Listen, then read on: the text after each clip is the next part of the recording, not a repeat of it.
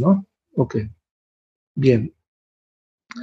Recuerden una vez más, estamos en Inspire Us, que es Señor, inspíranos. ¿Ok? Inspire Us quiere decir Señor, inspíranos. Esa es la oración que tenemos. Bien, voy a recordar un poquito lo que hemos hecho el día martes. El día lunes hemos empezado con como decía el pastor Miguel, con el teleios, que en realidad es buscar la perfección, ¿no? El plan de Dios es que el ser humano sea perfecto, pero como también una profesora decía, es muy difícil que lleguemos a ser perfectos, casi es imposible que lleguemos a ser perfectos. Sin embargo, el Señor nos pone la figura de que cuando un niño está empezando a caminar, que es a los 1 año y medio, 2 años, el padre de familia ve al niño y dice, mi hijo camina, y se alegra en su corazón. Ese niño no camina a la perfección como su padre, que seguramente tiene 30, 40 años, pero camina como un niño. Pero el papá lo ve y dice, mi hijo camina. Y el niño da 2 pasos y se cae, da 3 pasos y se cae. Pero el corazón del padre se alegra porque el niño empezó a caminar. Es la misma figura con Dios. Dios quiere vernos caminando, quiere vernos fortalecidos, pero también quiere ver que nosotros crezcamos. Sí en la fe, pero también en lo que nosotros hacemos, en lo que nosotros pensamos. ¿Por qué? Porque el Zoe, la vida de Dios, que hoy vamos a tocar un poquito del Zoe, está o aborda, subyuga, sumerge, si quieren, al bios, que es la vida, ¿no? La estructura física, biológica que tenemos, funcional inclusive, pero también a la psique, ¿no? A la vida de la mente. Y hoy en día también se entiende la psicología como el estudio del comportamiento, entonces también el comportamiento, ¿no? El día martes hemos hablado acerca del lenguaje creador. Hemos tratado de presentar la figura de una materia, de una especialidad, si quieren. El lenguaje no es una ciencia, pero la lingüística sería una ciencia, pero hemos tratado de ver o demostrar cómo nosotros como maestros especialistas en un área podríamos abordar los contenidos o la materia que está bajo cargo nuestro desde una cosmovisión cristiana. Habíamos mostrado y hemos presentado 3 marcos de pensamiento: un marco de pensamiento humanista, y esto quiere decir que podemos abordar el lenguaje desde una cosmovisión humanista o desde un marco de pensamiento humanista, pero también hemos visto que hoy por hoy las autoridades de nuestro país, al igual que México y en otras naciones, se empieza a trabajar la cosmovisión animista, ¿no? Andina, animista, o le llaman hoy en día las epistemologías del sur, ¿no? Y cómo nosotros podemos abordar el lenguaje desde esos marcos, tal vez a veces sin darnos cuenta.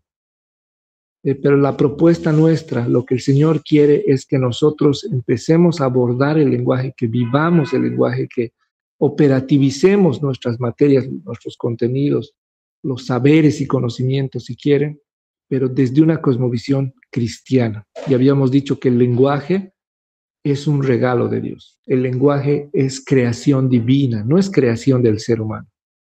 Y como regalo de Dios tiene que ser administrado por el ser humano. Pero eso es lo que nosotros tenemos que enseñar a los niños, a los jóvenes, a los adultos. Debemos enseñar que el lenguaje es un regalo de Dios y como regalo de Dios tenemos que tratarlo de esa forma. Pero también habíamos dicho que el lenguaje, el logos, Jesucristo mismo, representado a través de o en o lo que Juan hacía, trataba de representar el lenguaje en Jesucristo o a Jesucristo a través del lenguaje. Habíamos visto que también era la esencia del Padre, es la esencia de Jesús, es parte de ellos.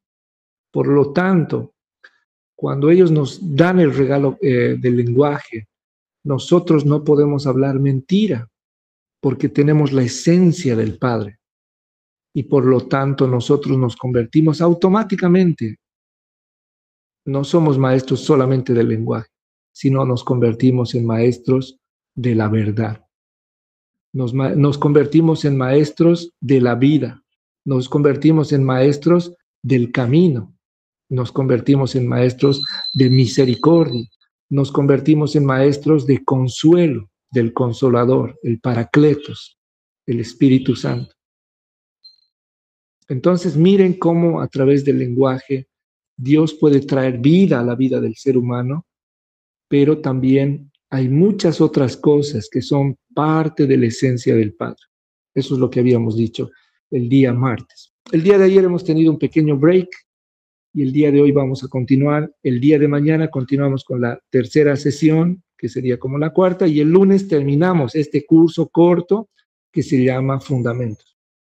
Y luego vamos a continuar al próximo lunes, ya de lunes en lunes, simplemente vamos a tocar materias puntuales, específicas como biología, vamos a ampliar un poco más acerca del lenguaje, en una próxima ocasión vamos a hablar acerca de la lengua extranjera, el inglés específicamente, pero vamos a hablar un poquito acerca de la lengua materna, los idiomas nativos, originarios, y qué relación tiene el evangelio, ¿no? con una lengua o con el idioma o con el lenguaje. Y también vamos a abordar tecnología, en alguna ocasión vamos a trabajar el tema de psicología, ¿no? Y hay algo, la materia que nunca nos han enseñado, la zoología, ¿no? La vida de Dios. Bien, ok.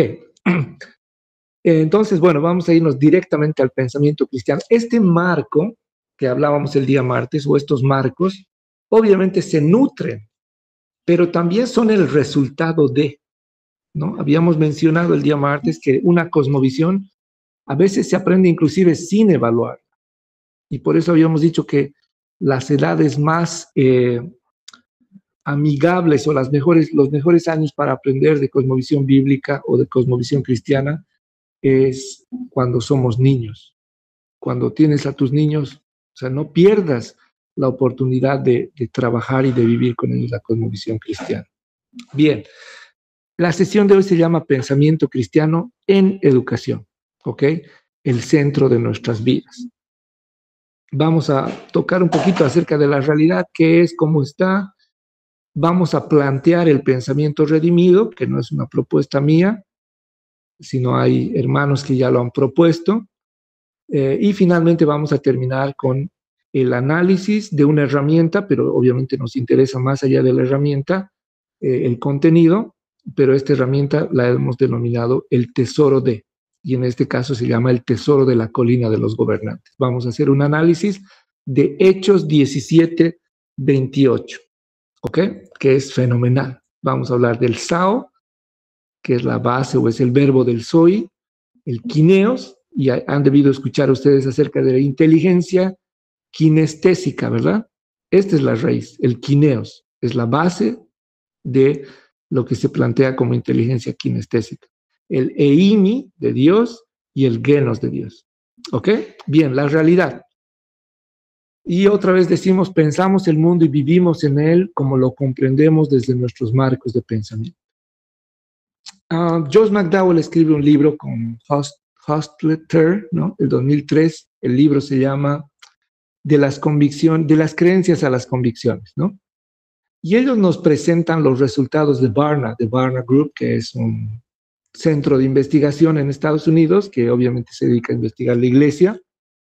Y ellos nos dicen, estos son los resultados que Barna obviamente ofrecía en porcentajes, pero esta era la conclusión de ellos. Decían, nuestros jóvenes están adoptando creencias distorsionadas acerca de Dios. Si uno estudia el campo filosófico, digamos desde una mirada cristiana, sabe que Dios ha estado en ataque desde hace mucho tiempo atrás. Pero esto no se queda ahí, ¿no? Y nos dicen, nuestros jóvenes están adoptando creencias distorsionadas acerca de la verdad. Y por eso la posverdad o la verdad relativa o la verdad dividida, la verdad parcializada aparecen, o la verdad relativa, como se había dicho, aparecen en cuestión. Y bueno, pues yo le digo, ok, Pastor Miguel, lo que usted dice es su verdad, ¿no? Pero no es necesariamente mi verdad. O Geraldine, claro, esta es la verdad de los colombianos, podemos decir, ¿no? De los hermanos de esa región. O le diríamos a la hermana Karina, sí, esa es la verdad que ustedes tienen allá en su comunidad, ¿no? Entonces el ser humano se permite hacer y decir esto, e inclusive the real thing, con respecto a la realidad, ha sido sujeto de estudio en los años 60, 70, y bueno, obviamente se cuestiona la verdad. Y dice, continúan ellos diciendo, nuestros jóvenes están adoptando creencias distorsionadas acerca de la realidad, ¿no? Y el lenguaje es sumamente importante. ¿Por qué? Porque tiene un impacto directo en la realidad. Y por esa situación es que Jacques Derrida, ¿no?, plantea el deconstruccionismo, ¿no? Desde la arquitectura pasa al lenguaje y obviamente ya tiene una implicancia directa en la sociedad y en la realidad. Entonces, a través del lenguaje nos dicen, hey Franz, si tú te concibes, te comprendes y expresas que eres una jirafa, ponlo en la cuestión del grupo. Y diga, y puedo decir, Pastor Miguel, hermana María, Geraldine, todos ustedes, miren, les cuento que me he dado cuenta que soy una jirafa, ¿no? Y Miguel, como es mi súper amigo, el pastor Miguel, he sido su ovejita desde muy pequeño, y él me dice, sí, sí, Franz, para no lastimarme, ¿no? Y me dice, sí, puede ser, lo vamos a analizar. Y otra persona me dice, mira, Franz, sí existe esa posibilidad, y bueno, perdón, parece que están en espera. A ver. No hay nadie tampoco. O no tienen el acceso. A ver, perdón un minutito. Estoy a la espera, dice. Rosana Fábrega ingresó. Creo que han ingresado todos, ¿no? Querido Franz, está en espera la profesora Ángela Martínez. Me dice, estoy 9 minutos en espera, por favor. Pero les cuento que aquí no tengo a nadie en espera. Tengo 20 personas en la sala. Tal vez es el internet de la profe. O tal vez era mi internet. No está en sala. A ver, te voy a escribir. A ver, que vuelva a intentar, por favor. Rosana Fábrica de la Argentina acaba de unirse, por ejemplo. Saludos, querida Rosana. Bienvenida. Una amiga de hace mucho tiempo atrás. Bien. Ok, voy a continuar. Sí, mil disculpas. No puedo ver yo aquí la pantalla porque estoy compartiendo en grande, entonces. Pero por favor, si hay alguien esperando, me dicen, por favor, querido pastor. Bien, entonces miren cómo los jóvenes están adoptando creencias distorsionadas acerca de Dios, de la verdad y de la realidad. Y ahora está en cuestión la verdad o las creencias acerca del ser humano. ¿Ok? Yo personalmente creo que este tema, el planteamiento del Homo Deus, el planteamiento de los LGTBs, es una antesala para crear instancias jurídicas para los futuros entes o las futuras personas, si quieren llamarlo así. Y les pongo en cuestión y les digo, ok, ¿qué pasaría si el ser humano va a crear a Batman en un futuro? ¿Cómo lo vamos a reconocer? ¿Como él o como ella? ¿Qué pasa si creamos un futuro robot o Robocop en el futuro? ¿Cómo lo vamos a considerar? ¿Como él o como ella? ¿Qué va a suceder cuando creemos el avatar? Que puede llamarse Carlos, ¿no? O que puede tener mi nombre, Franz, o cualquier otro nombre. Jurídicamente hablando, el sujeto es sujeto, ¿no?, a una instancia legal, y no así el objeto. Cuando existe o cuando ocurre un accidente, por ejemplo, ¿quién es el que es sujeto a la ley? ¿El conductor o el automóvil? El conductor. Entonces, si nosotros o si yo creo un robot, un humanoide, un híbrido, ¿no?, los mutantes de las tortugas ninja, o si yo creo a Batman, obviamente va a ser mi creación, por lo tanto yo podría asumir responsabilidad de eso, ¿verdad? Pero ¿qué sucede cuando el objeto creado toma o va a tomar sus propias decisiones? Entonces yo necesito desvincularme de la responsabilidad de estos objetos. Por lo tanto, se trata de constituirlos como sujetos a ellos. ¿Me están entendiendo? Por esta situación, hoy en día, nuestros jóvenes, nuestros niños están adoptando creencias distorsionadas acerca del ser humano. ¿Ok? Esa es la realidad y por eso Joyce McDowell nos dice, existe o nuestras creencias están en crisis. Perdón, permítame mirar otra vez aquí si alguien está en sala de espera. Someone wants to join. Oh, ya, yeah, alguien quiere unirse, dice.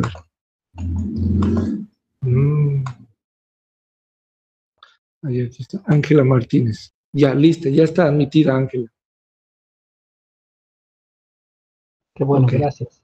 Bien, bienvenida Ángela, mil disculpas. Mil disculpas. Ok, bien, continuamos. Entonces decíamos que justamente Dios ha sido puesto en cuestión, la verdad ha sido puesta en cuestión, la realidad hoy por hoy ha sido puesta en cuestión, pero hoy están poniendo en cuestión al ser humano. ¿Ok?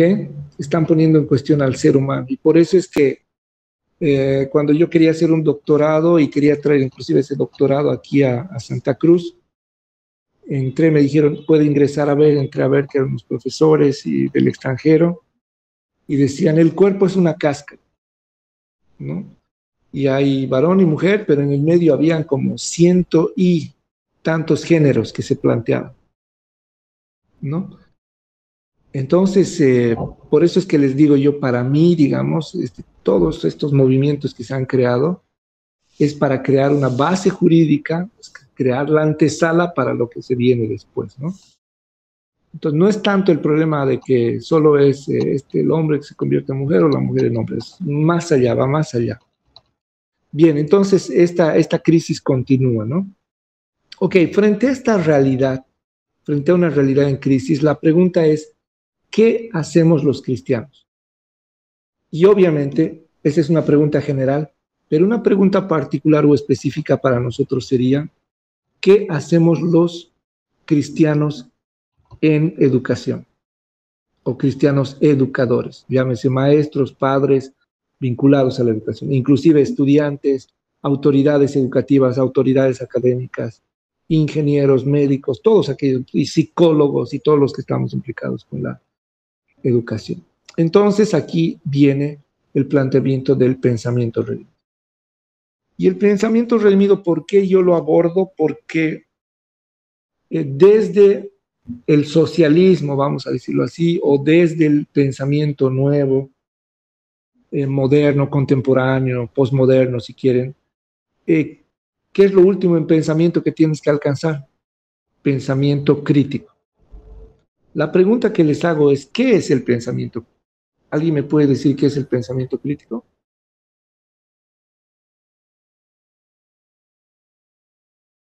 ¿Alguien se anima a decir qué es el pensamiento crítico?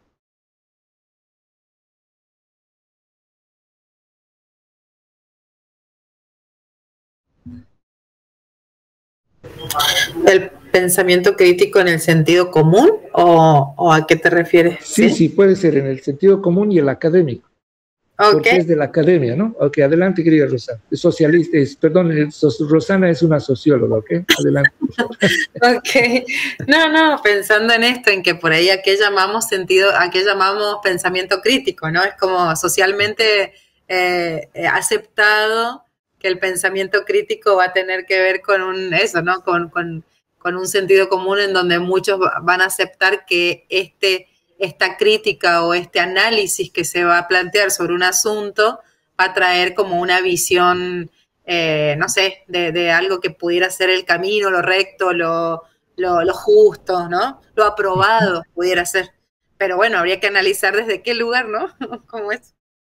Claro, bien, no, gracias, querida Rosana. Sí, en realidad el pensamiento crítico nace como una contrapropuesta, si quieren, al pensamiento actual vigente, ortodoxo, si quieren, pasivo, si quieren llamarlo así, ¿no? Por eso el mismo Marx criticaba, ¿no?, a la filosofía, decía, o sea, ¿para qué te sirve la filosofía si no vas a, en realidad, cambiar la realidad?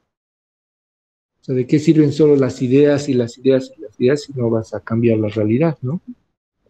Algo parecido sucede con la escuela de pensamiento crítico, que ahora se ha incorporado en la educación también, en este caso en Bolivia, a través del saber decidir, ¿no? Que justamente te dice, mira, cuando uno le da paso a la reflexión y elabora pensamientos propios. Bien, sí, claro, o sea, ¿cuál es el planteamiento de la revolución?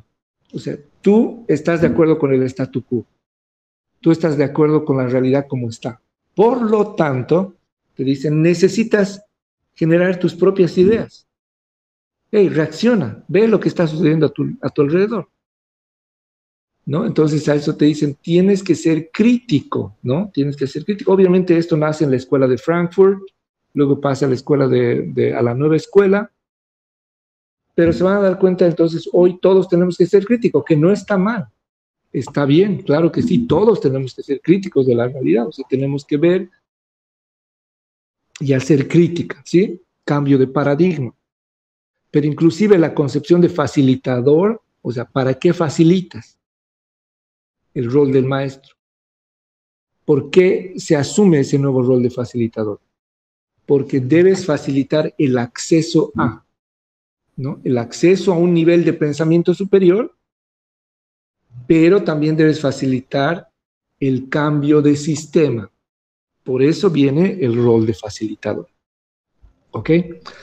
Pero la crítica que se hace al pensamiento crítico dentro de la misma academia es que caes en la crítica circular, si quieres.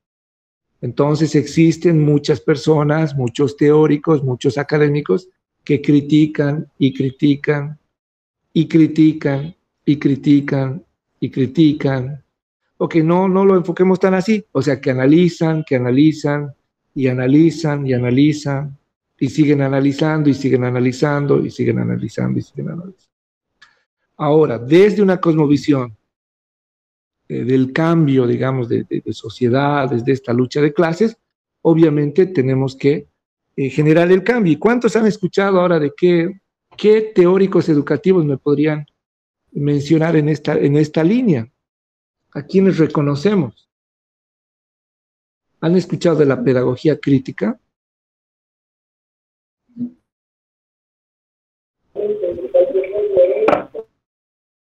Adelante, por favor, otra vez. No hemos podido escuchar.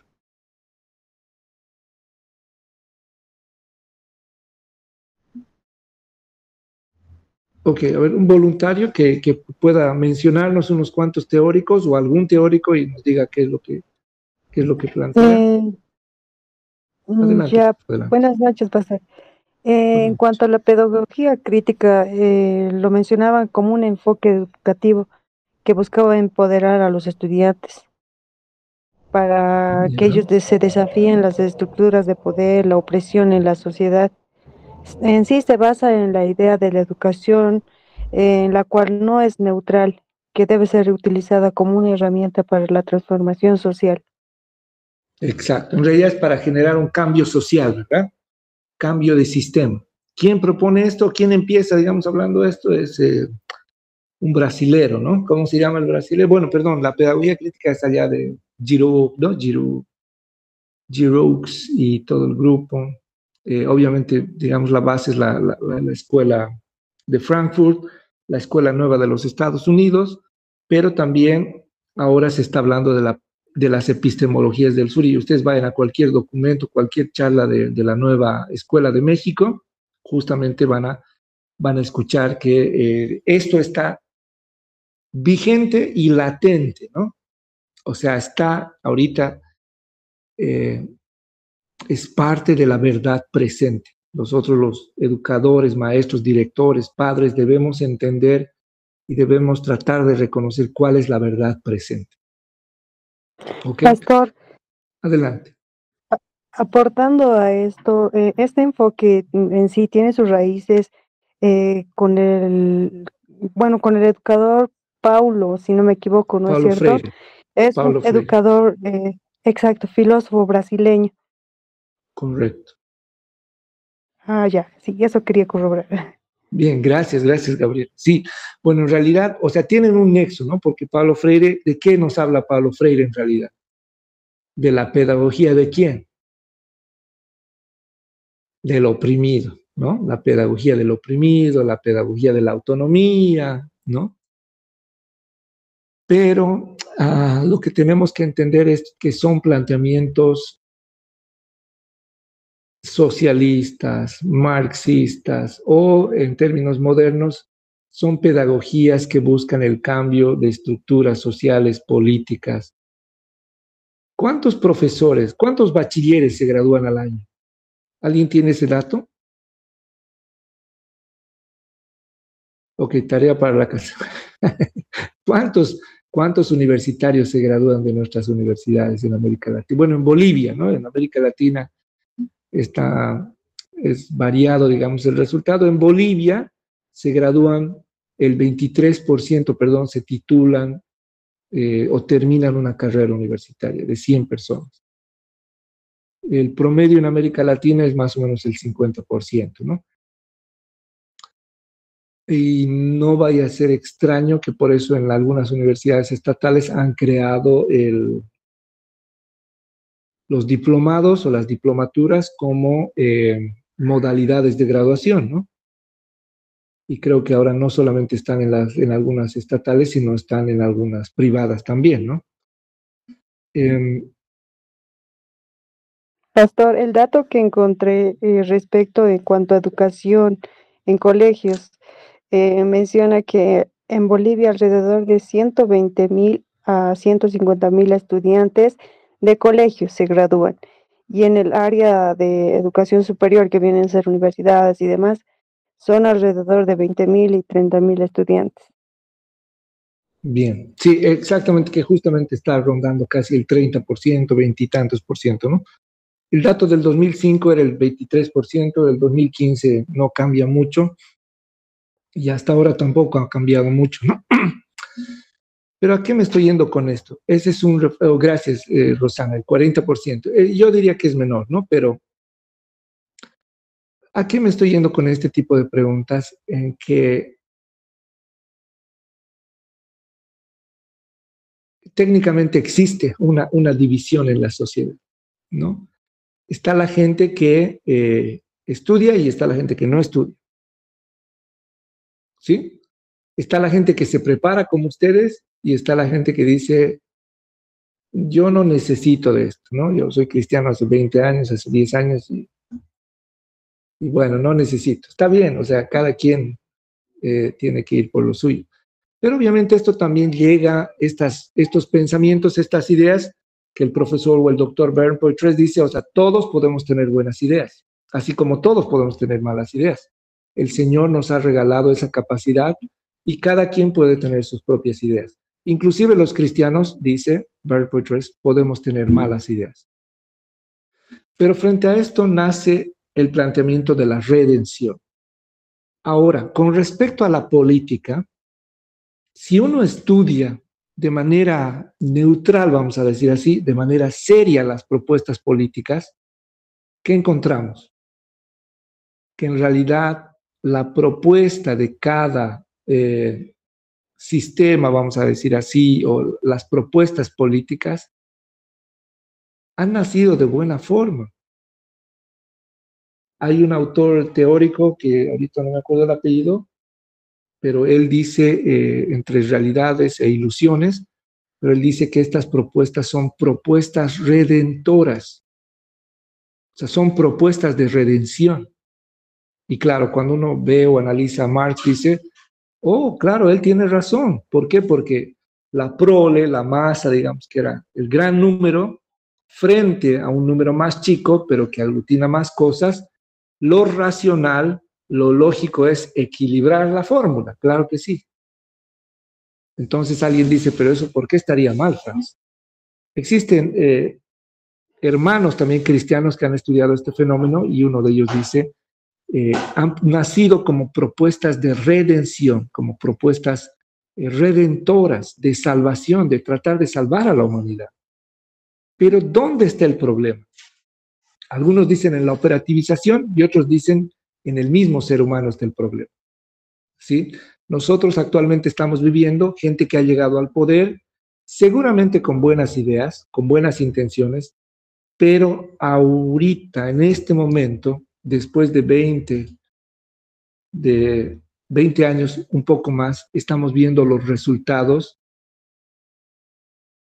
Probablemente no era lo que inicialmente se proponían, pero estamos viendo el resultado de todas estas gestiones o de toda esta gestión que se ha realizado. Y alguien dice, ok, Franz, vámonos un poquito más alejaditos y vamos a ver que la realidad es muy parecida en diferentes espacios. Entonces, ¿cómo podemos explicarnos que estas propuestas de redención, de salvación, de cambio, terminen oprimiendo al oprimido, ¿no? Entonces, la antítesis sería pedagogía del oprimido que oprime al oprimido, ¿no? Obviamente nos dicen, hey, ustedes educadores también son actores sociales y también son actores políticos. Ustedes tienen que ser parte de la transformación social. Y ustedes tienen que ser parte de la transformación sociopolítica económica. Entonces, Geraldine, Rosana, Gabriela, Ana María, Pastor Miguel, no pueden quedarse ahí sentaditos ustedes. Tenemos que generar el cambio. Pero ¿qué tipo de cambio es la pregunta?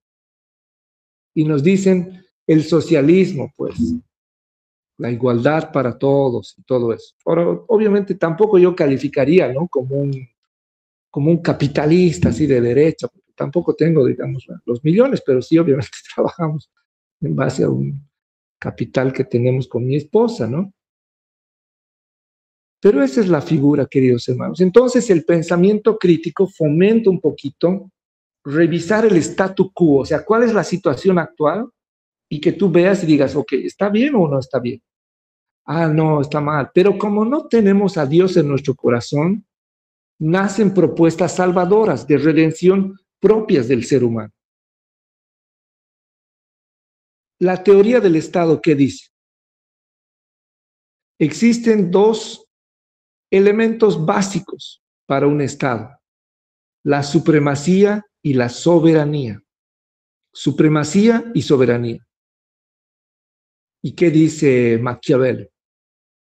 El fin, la supremacía y la soberanía va a justificar todo lo que hagan tus gobernantes.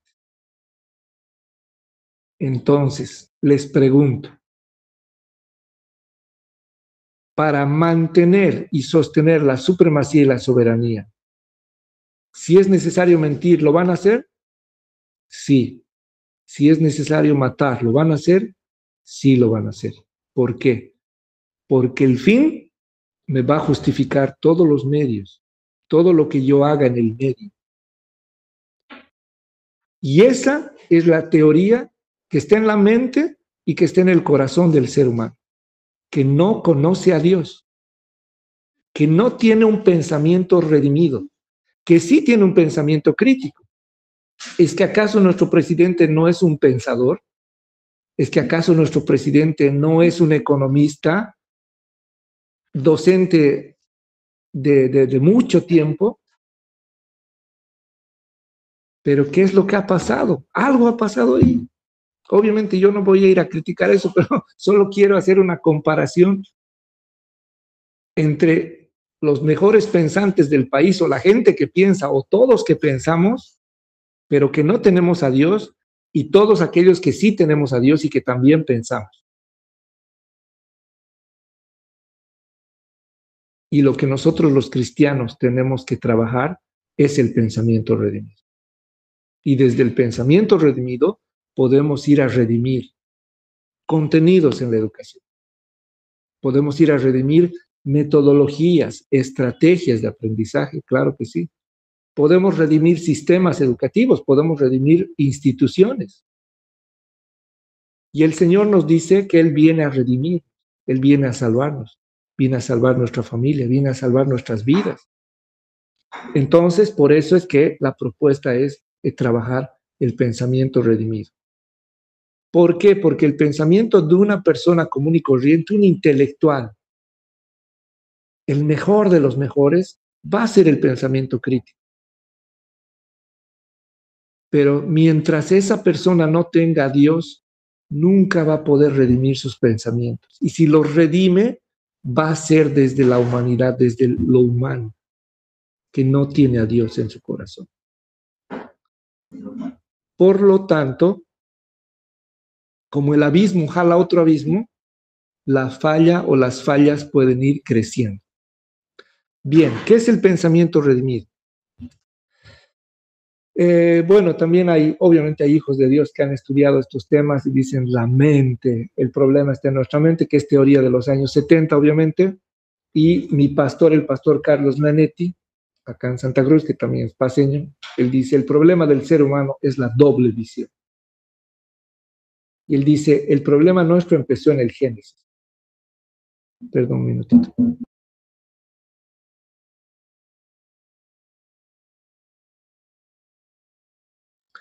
Ok, perdón, estaba mi celular está otra vez con carga baja.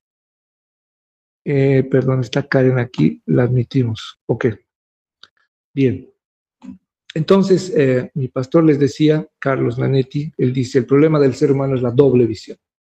Cuando Dios nos crea, Él nos crea en base a su imagen y semejanza. ¿Cómo es la imagen de Dios? Perfecta, agradable, hermosa, y vamos a decir buena, ¿sí? Es bueno. Pero, ¿cuál es el problema del Génesis 3? Que lo vivimos todos los días, por si acaso. O sea, todos los días tenemos que tomar decisiones. Y la decisión que toma el ser humano, ¿cuál es? Toma la decisión de ver lo malo. Entonces, imagínense al pastor Miguel, disculpe que lo ponga de ejemplo, imagínense el pastor Miguel que solo piense lo bueno, que solo hable lo bueno y que solo viva lo bueno. Sería un súper pastorazo, ¿no? O sea, sería un súper hombre, ¿no? Pero ¿cuál es nuestro problema? Que también tenemos la capacidad de pensar en lo malo, de que podemos hacer el mal y de que podemos tomar malas decisiones. Y mi pastor dice, ese es nuestro problema, que cuando vemos las cosas, las vemos a nuestra manera y es como ponerse un lente que a veces no te deja ver lo que Dios ve.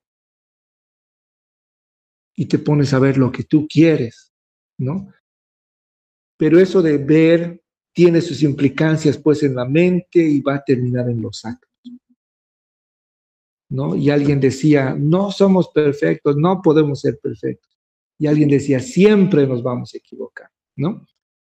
Bien, Humans, esta es una hermana americana que escribe acerca de educación, que ha escrito algunos libros y que ministra también a muchas personas. Ella dice o nos habla, nos plantea la división sacro-secular, la mente dividida. Y Darrell Miller, que son del equipo, digamos, de Hukum, ellos dicen, sí, el problema del cristiano es la mente dividida, ¿no? Y otros hermanos dicen, el problema del cristiano de hoy por hoy es que somos cristianos el sábado y el domingo, y el miércoles también, que nos invitan a las reuniones, y de lunes a viernes vivimos en el mundo, ¿no? Entonces, eso es lo que dice Yuma, ¿no? O sea, creemos, y yo hice un experimento, obviamente está casi obvio, ¿no? Perdón, ya.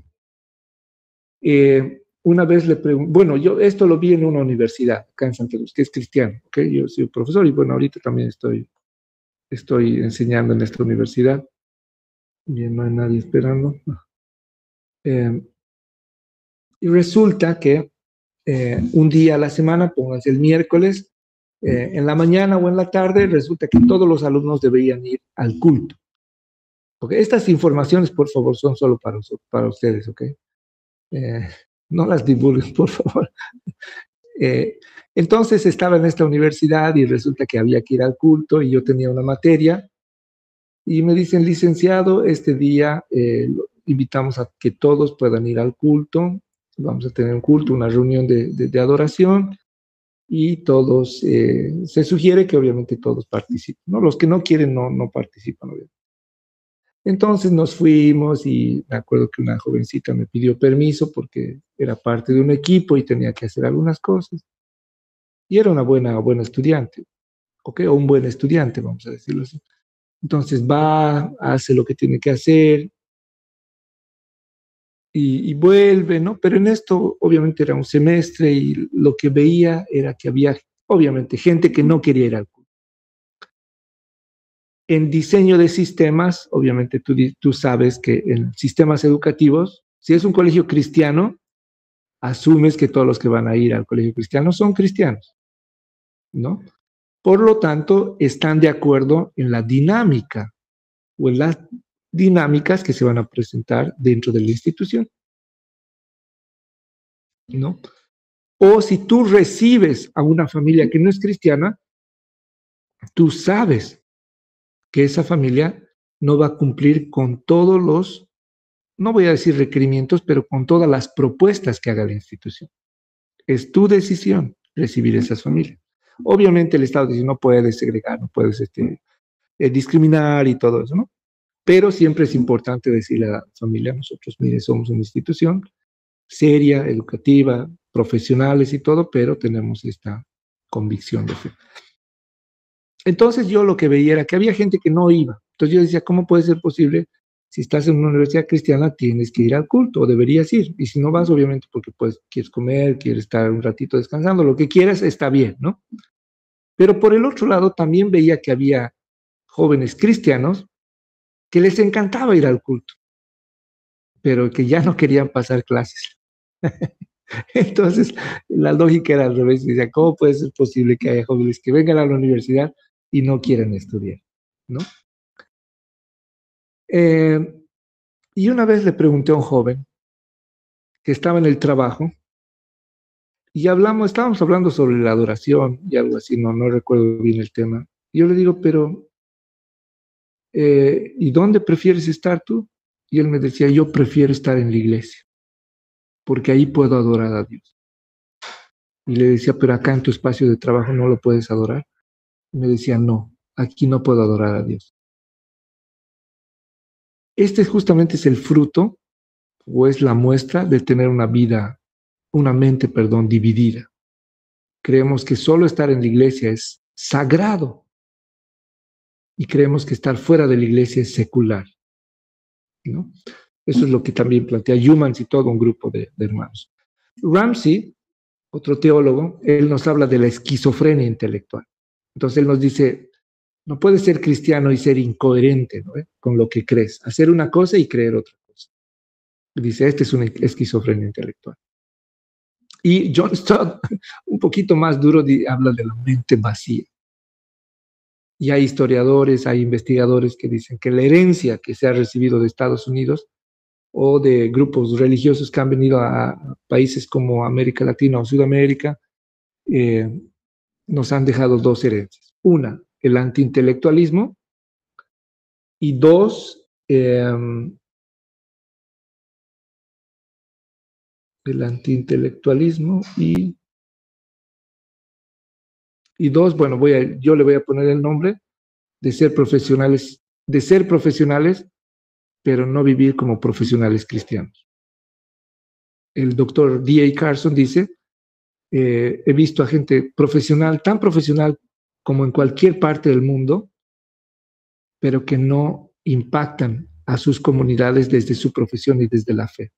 Y él dice, uno de los problemas es probablemente que esa gente no ha terminado de comprender el Evangelio. Dentro del pueblo de Cristo hay varios profesionales, pero no todos, o una gran mayoría, no termina impactando sus espacios de trabajo desde su fe. Bien, entonces, Esta es una realidad, tenemos la mente dividida, hay esquizofrenia intelectual, creemos algo y hacemos algo diferente. Creemos en Dios, pero abordamos el lenguaje desde una cosmovisión humanista. No traemos a Dios al aula, ¿no? Enseñamos biología, pero no hablamos de la psicología y no enseñamos zoología, la vida de Dios.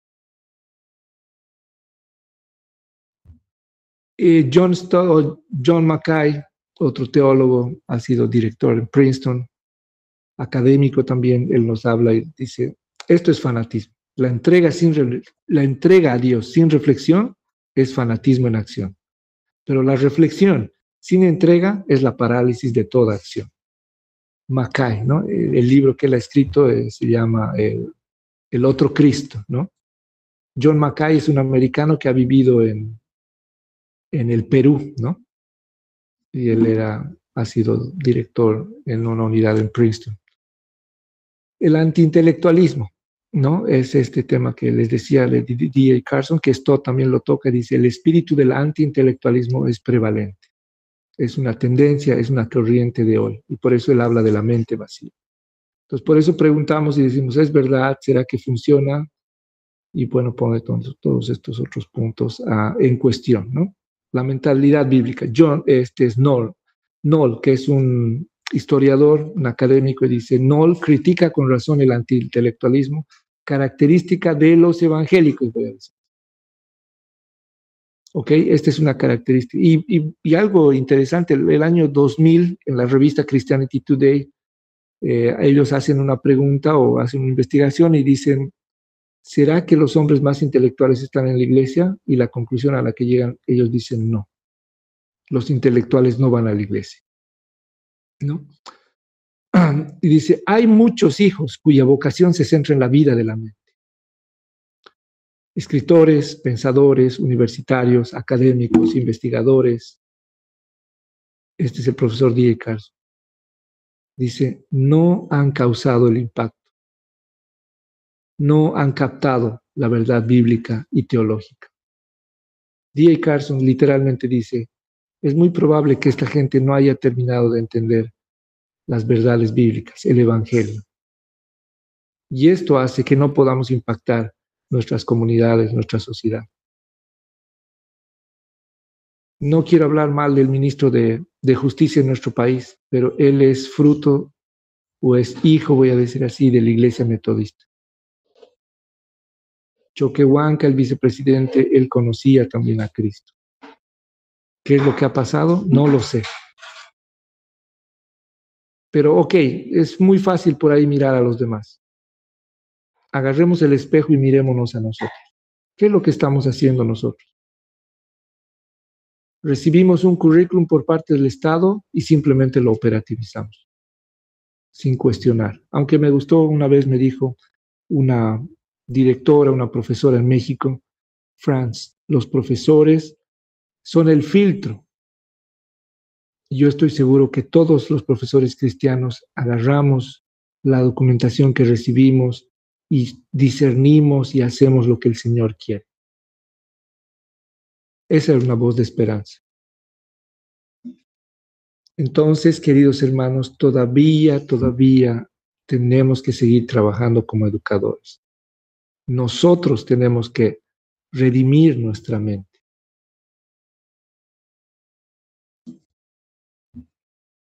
John Stott nos dice, hemos sido creados para pensar. Y él escribe en el libro, pensar también es creer. ¿No? Él dice, creer también es pensar, o pensar también es creer. Y él plantea y dice, hemos sido creados para pensar. Y él nos habla de 4 doctrinas básicas. Y él nos dice, desde la doctrina de la creación, al ser creados a imagen de Dios, tenemos que pensar. Hemos sido creados para pensar, para reflexionar, para analizar, para sintetizar, para teorizar. Y si tú vas a leer Génesis, en Génesis está que cuando Dios sopla el aliento de vida en el ser humano, Él nos regala la capacidad de pensar, Él nos regala la capacidad de comunicarnos. Cuando Dios sopla el aliento nace el intelecto en el ser humano, pero también la vida del espíritu. Hay teólogos que así lo plantean. John Stott nos habla de la doctrina de la revelación. Nos dice, si hemos sido creados para pensar, porque hemos sido hechos a la imagen de Dios, somos nosotros los que podemos pensar los pensamientos de Dios. La revelación racional, general y especial vienen de parte del Padre a sus hijos. Perdón, un minuto.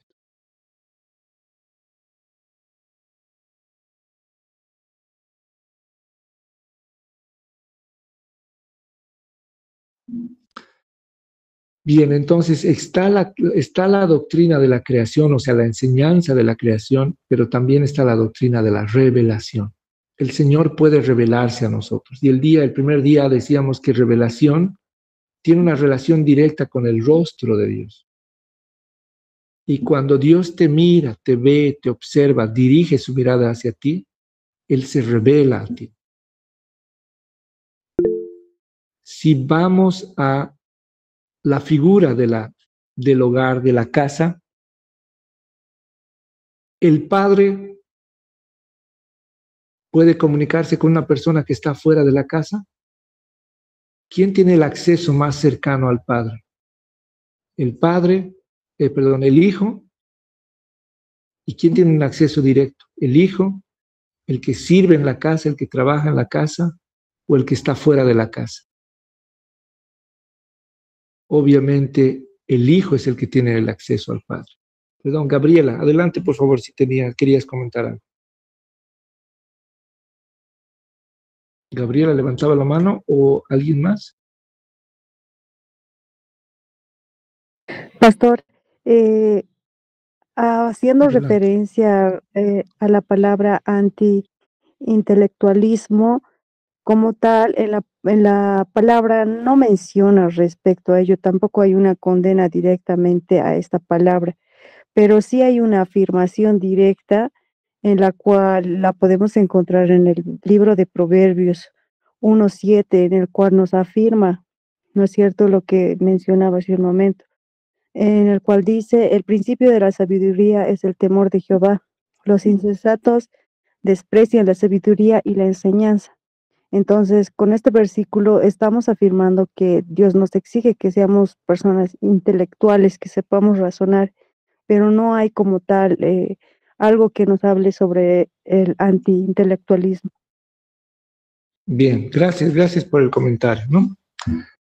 Bueno, sí, obviamente yo parto del planteamiento de que hay que hacer uso de la razón, obviamente. Tampoco la razón es el fin último, ¿no? Tampoco la razón es el fin último. Y bueno, tenemos otro curso que se llama Con toda tu mente también, ¿no? Entonces, en el que planteamos también inclusive la sujeción de la razón al espíritu, ¿no? Que alguien diría es pues contradictorio, ¿no? Pero bueno, abordamos también ese tema en otro curso. Bien, vamos a continuar y al final obviamente van a poder también hacer preguntas o dar sus comentarios, ¿ok? Y voy a tratar también de comentar algo al respecto. Bien, entonces, querida Gabriela, si el Señor se revela a ti, la pregunta sería, ¿qué te está revelando, no? ¿Qué te está revelando? A través de la revelación general, ¿qué nos está revelando el Señor? ¿No? Y a través de la revelación especial, ¿qué es lo que el Señor también nos está revelando? Por lo tanto, frente a esa revelación también nace una responsabilidad, ¿no? Pero bien, número 3, está la doctrina de la redención. Y bueno, y acá justamente nace el planteamiento de tener una mente renovada. No solamente el pastor John Stott, que ha sido uno de los hombres más influyentes del siglo, sino Pablo nos dice que debemos renovar nuestra mente. Hay un potencial grande de encontrar a Dios a través de la búsqueda, claro que sí, no solamente de la revelación, sino también de la intención de búsqueda del ser humano. La sabiduría humana, la revelación divina, son dos cosas que deberían, digamos, estar, no digo en comparación, pero en análisis constante, ¿no? Sabiduría humana, por un lado, es lo que el Señor nos permite tener, claro que sí, a través de nuestras experiencias, pero también a través de la revelación divina, con la sabiduría que el Señor nos permite tener acá y que viene de Él, entonces podemos plantear un pensamiento redimido. Y finalmente la doctrina del juicio, que nos dice, somos seres evaluados. Y este es otro curso que tenemos también, la evaluación desde una cosmovisión bíblica.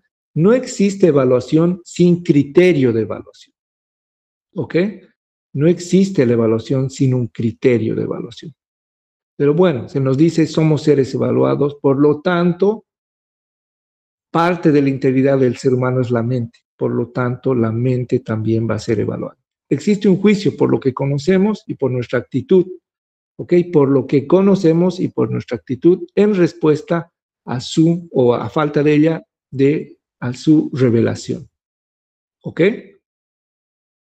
Entonces habrá que ver si esas verdades son solo para ti o si estas verdades también tienen que ser compartidas a nuestras comunidades, ¿ok? Obviamente no voy a entrar en este caso de análisis o de relación personal, pero creo que esta es una relación personal con Dios, ¿no? Cada uno con el Señor. Ok, entonces, miren, si logramos digerir este planteamiento, estos elementos de análisis, podemos empezar a hablar de maestros redimidos. Podemos empezar a hablar de autoridades redimidas. Imagínense que muchas más autoridades estén presentes en este tipo de curso, como el pastor Miguel, pero que hayan más pastores, que hayan más directores académicos, más directores generales. Imagínense, los directores van a llegar a sus instituciones y van a decir, hey, muchachos, hagamos algo al respecto. Hagamos algo al respecto. Y esto va a generar instituciones redimidas. Obviamente, no solo la idea y el buen deseo, hay que hacer las cosas, ¿no? Yo he escuchado de Cecilia y sé que ella es una de las más preocupadas en hacer el currículum, ¿no? En hacer un currículum cristiano. Pero hay que hacer para cada especialidad, y está bien, hay que hacerlo, en algún momento hay que hacerlo. La historia de Bolivia, ¿no? La historia, ¿cómo le llaman? La historia, si alguien me ayuda, la historia providencial, ¿no? La historia providencial, que yo también le llamo la historia redentora. ¿Cuál es la historia de Bolivia? ¿Por qué solo los de la derecha o solo los de la izquierda nos cuentan la historia de Bolivia? ¿Y por qué los cristianos no podemos contar la historia de Bolivia? ¿Cuándo Dios llega a nuestra nación? ¿Cómo Dios visita a nuestra nación? ¿No? Y podemos hacer muchas otras preguntas, no quiero entrar en ese tema, pero igual los invito a ver unos videos, tenemos unos videos sobre el avivamiento del 72, que hemos tratado de dejar como un registro, hemos tratado de entrevistar a algunos pastores en el canal de YouTube que tenemos, Inspire Us, pueden ir y pueden por ahí ver, analizar, deleitarse con unas 8 entrevistas o 7 que hemos hecho. Bien, entonces podemos generar autoridades redimidas, instituciones redimidas, maestros redimidos, familias redimidas. Las familias hoy o los papás creen que saben más que los maestros. Los familiares del paciente creen que saben más que el médico.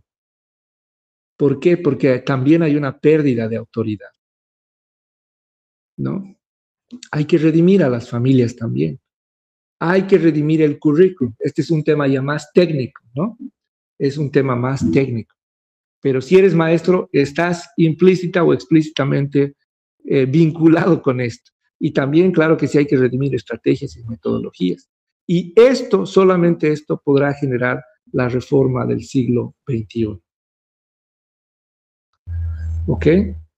He participado de algunas propuestas políticas, pero cuando entran al campo educativo, casi es un 0 a la izquierda. Entonces, obviamente yo digo, que algo está mal aquí, algo está mal.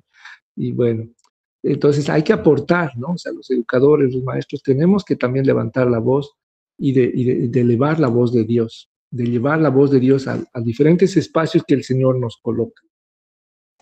Bien, si hablamos de Dios y el César, ¿no? ¿Qué le pertenece a Dios? Todo.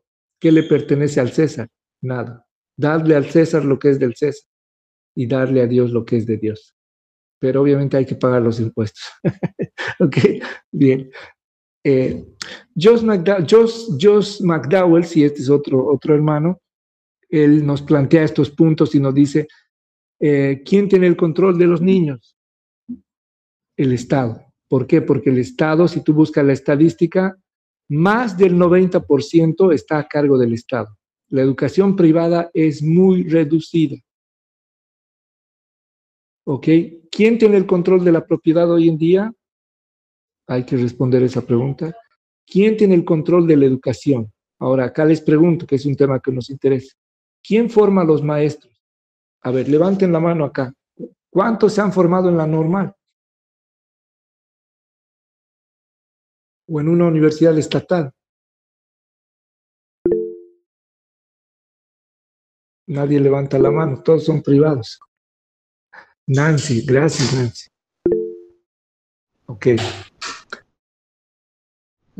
Bueno, cuando tú haces diseño de sociedades, Rosana Faber, gracias Rosana, gracias.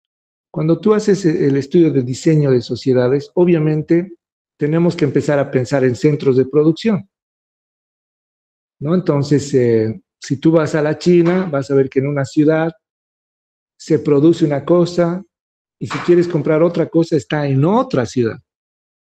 La tecnología geográficamente está distribuida o los centros de producción están distribuidos en diferentes lugares.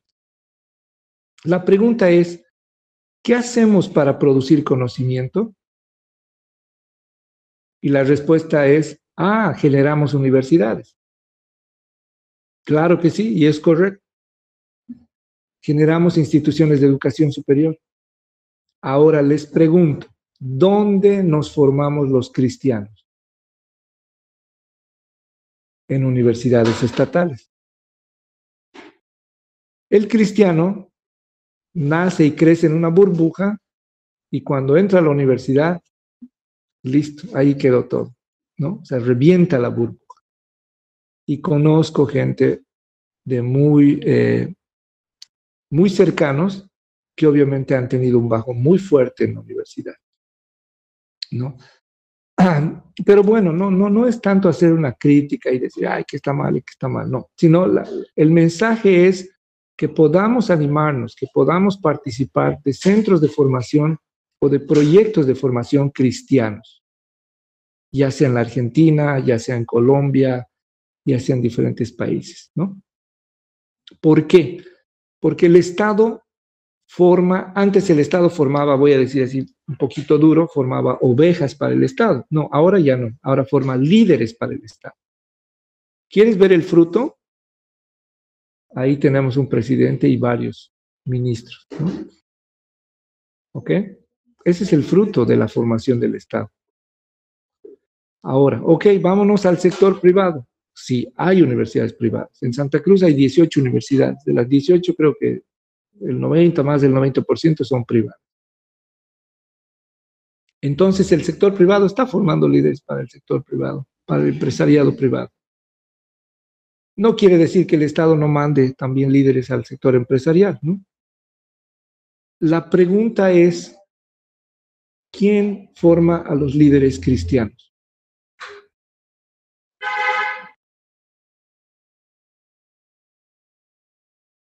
¿No? ¿Cómo vamos a generar este pensamiento redimido en la economía si pensamos desde el marco de pensamiento humanista?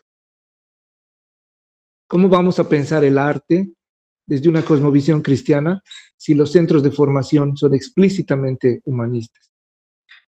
Y ahora hasta posmodernos, ¿no?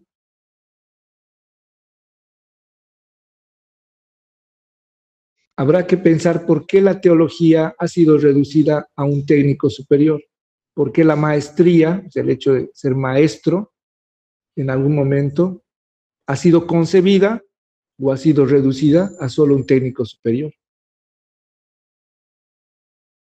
Y son solo preguntas, ¿ok? Por favor, para que reflexionemos, para que analicemos. Entonces, Joyce McDowell dice, ¿quién forma a los maestros? El Estado. ¿Ok? ¿Quién les paga a los maestros? El Estado. Por lo tanto, ¿quién es el dueño del sistema? El Estado. Creamos el círculo, no voy a decir vicioso, pero creamos el círculo perfecto. El que forma, el que paga o motiva y el que es el dueño de todo el sistema. Es el que maneja el sistema. Y obviamente Josh McDowell también dice que el Estado tiene el control de la salud. Obviamente la historia nos dice que cuando Dios sale del Estado o del gobierno, el Estado asume el rol de padre, ¿no? Y por eso es que nace la salud pública, la educación pública, y el Estado asume el rol de paternidad de los seres humanos. Bien, la pregunta que debemos hacernos de acuerdo a Salmo 127:4 es, ¿hasta dónde van a llegar tus saetas? Estamos ofrendando nuestros hijos al Estado hoy, trazando el camino de las siguientes generaciones, basándonos en formación estatal del ayer. Esa es una de las conclusiones a las que llega este hermano, este teórico, si quieren, o dentro de su propuesta de reflexión, ¿no?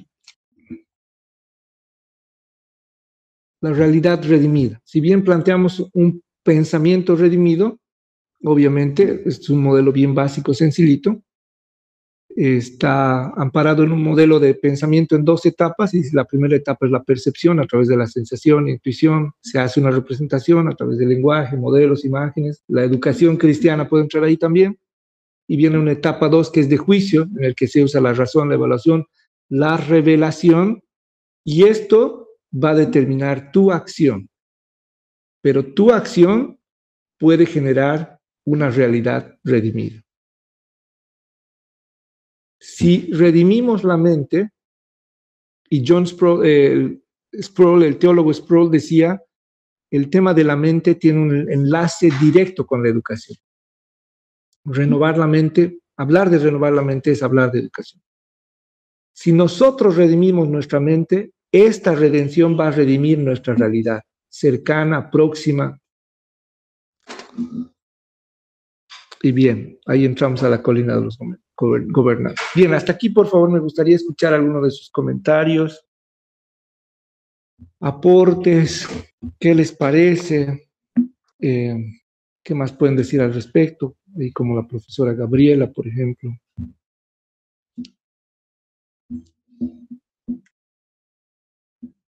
Me gustaría escucharlas, por favor. Jocelyn, desde México, ¿verdad? Eres tú. ¿Estás en el grupo, Jocelyn? No sé si estás en el grupo. Ok, en el del curso. Sí. Estás recibiendo sí, el material ahí. entonces. Ok, bien, perfecto. Sí, así perfecto. es. Bien.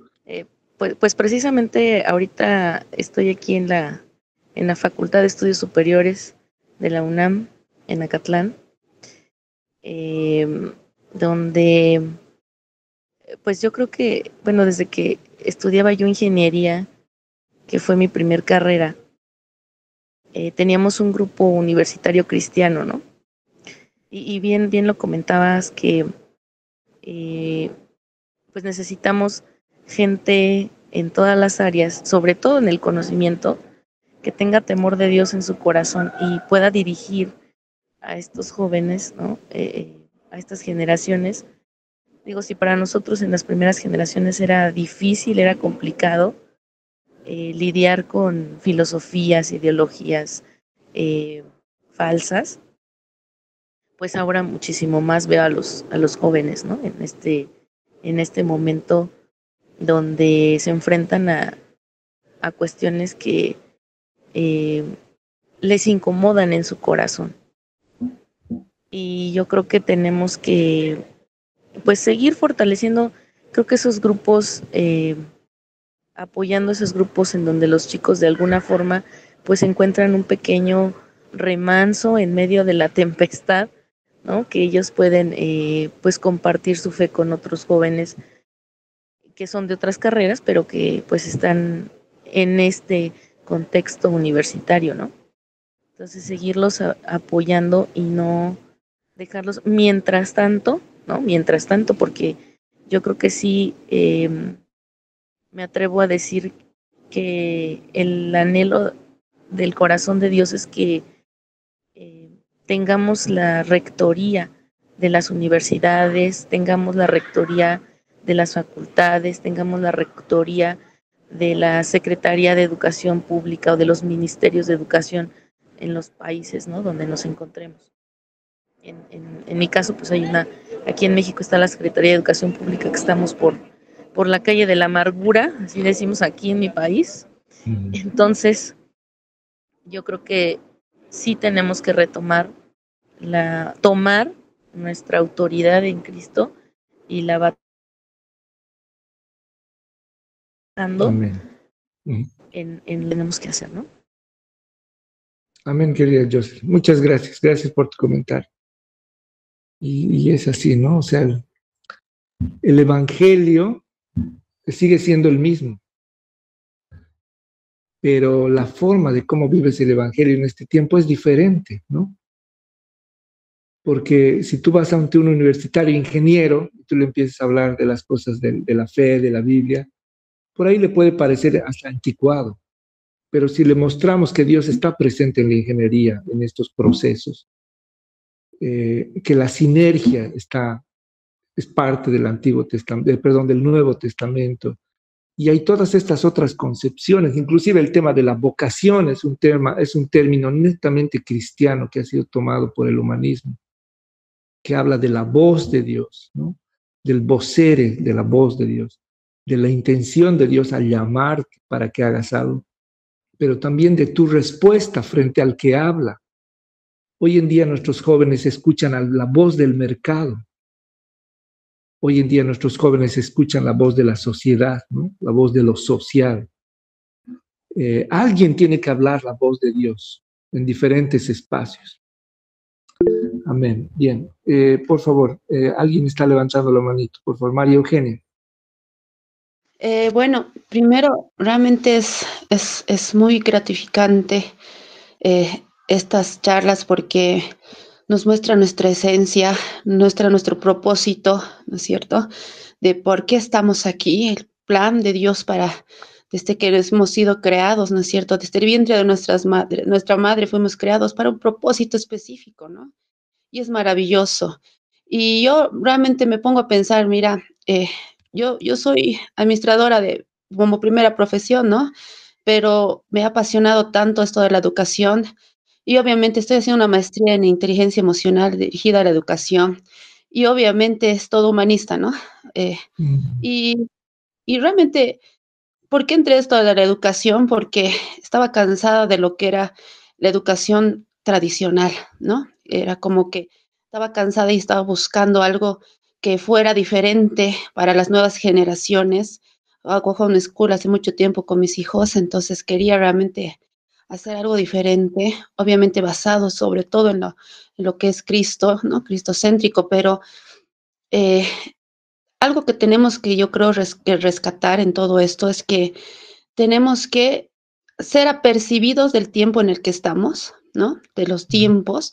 No podemos decir, esto está mal, digamos, porque está a este lado, sino decirlo, está así, sin embargo, hay que adaptarlo y realmente relacionarlo mucho lo que estamos haciendo, porque como, por ejemplo, decir, la inteligencia emocional, como alguna vez escuché, ¿no? Es del diablo, ¿no? Algo así. Y definitivamente estaríamos pues años luz separados de lo que es lo real, ¿no? De lo que está viviendo ahora el mundo. Y, definitivamente necesitamos esto para centrar nuestras bases, ¿no? Como una estructura en qué estamos centrados y no ser y no de estar desapercibidos del tiempo en el que estamos, ¿no? De los últimos tiempos y como dice la palabra, ¿no? Examinarlo todo, retener lo bueno y sobre todo esta parte de la realidad redimida, ¿no? La percepción, ¿no? Todo lo que vemos y después nuestra parte de la etapa 2, ¿no? Evaluación. ¿Qué es lo que vamos a enseñar y cómo lo vamos a hacer, ¿no?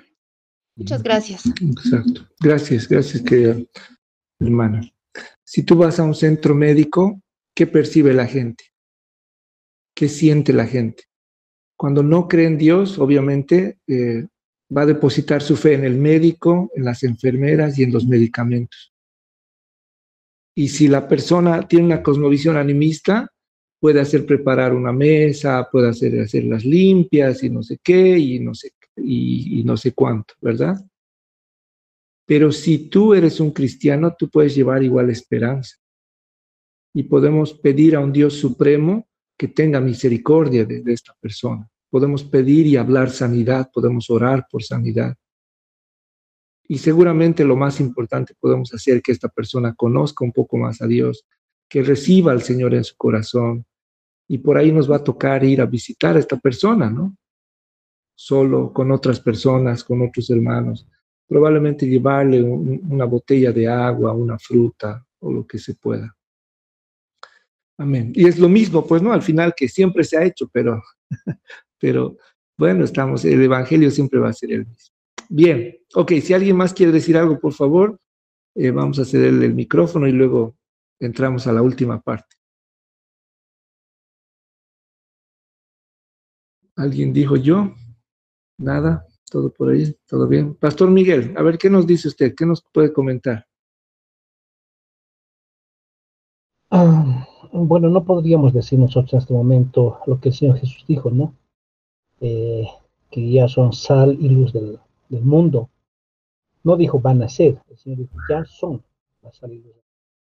Y en Bolivia tendríamos que ser muy, muy ilusos de decir, no, la iglesia está en una buena posición, somos sal y luz del mundo, los gobernantes, los hombres poderosos nos buscan para pedir consejo en la iglesia. No es así, no es así, tenemos que ser realistas. Todo lo que tú compartías es una realidad de cómo estamos, ¿no?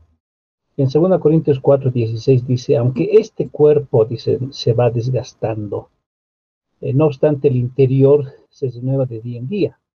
Pero este versículo es para solo gente que se ha convertido, no para gente que va los domingos a la iglesia y como tú decías, ¿no? O sea, lamentablemente en muchas iglesias lo que hace el pastor es se dedica a moralizarlos. No robes, no mientes, no engañes, no digas malas palabras, sé bueno, amable, sincero, cariñoso, bondadoso, amable, y ya está. Y se engañan creyendo que son convertidos, ¿no? ¿Por qué? Porque han dejado la vida mala. ¿Han dejado la vida mala? Sí. ¿Se han convertido de la mala vida a la buena vida? Sí. Pero el tema es que no tienen los pecados perdonados. Y cuando no se tienen los pecados perdonados, ¿qué les espera el día del juicio? Entonces es simplemente gente religiosa que lleva una vida religiosa entre semana, el miércoles o el jueves, no sé, y los domingos, ¿cierto? Por eso hacen diferencia. Es que en la iglesia soy líder, en la iglesia soy ujier, pero en lo secular soy esto, soy aquello. No hay esa diferencia. Y tú bien decías, ¿quién prepara a la gente? Particularmente yo soy contrario a los seminarios, a los institutos bíblicos y demás. Porque no veo al apóstol Pablo, cuando ya había mucha gente, no veo al apóstol Pablo diciendo, empezaremos una universidad. Él salió de una universidad, dicho sea de paso, ¿no es cierto? Estaban ahí la Academia de Hillel, de Shammai, pero él podía haber dicho, hagamos un seminario, hagamos un instituto bíblico, hagamos para enseñar. No, Pablo enseñó uno por uno. Y lo que los pastores deberíamos hacer es discipular a los hermanos uno por uno. Es mucho trabajo, esfuerzo y sacrificio, pero ese es el trabajo del pastor. Como pastores no podemos simplemente el domingo pararnos en el púlpito y dar una prédica y luego búsquense la vida y de vez en cuando conseguirlo por allá. Entonces es lo que pienso, querido Franz, que está fallando en la iglesia actual. El pastorado está muy cómodo,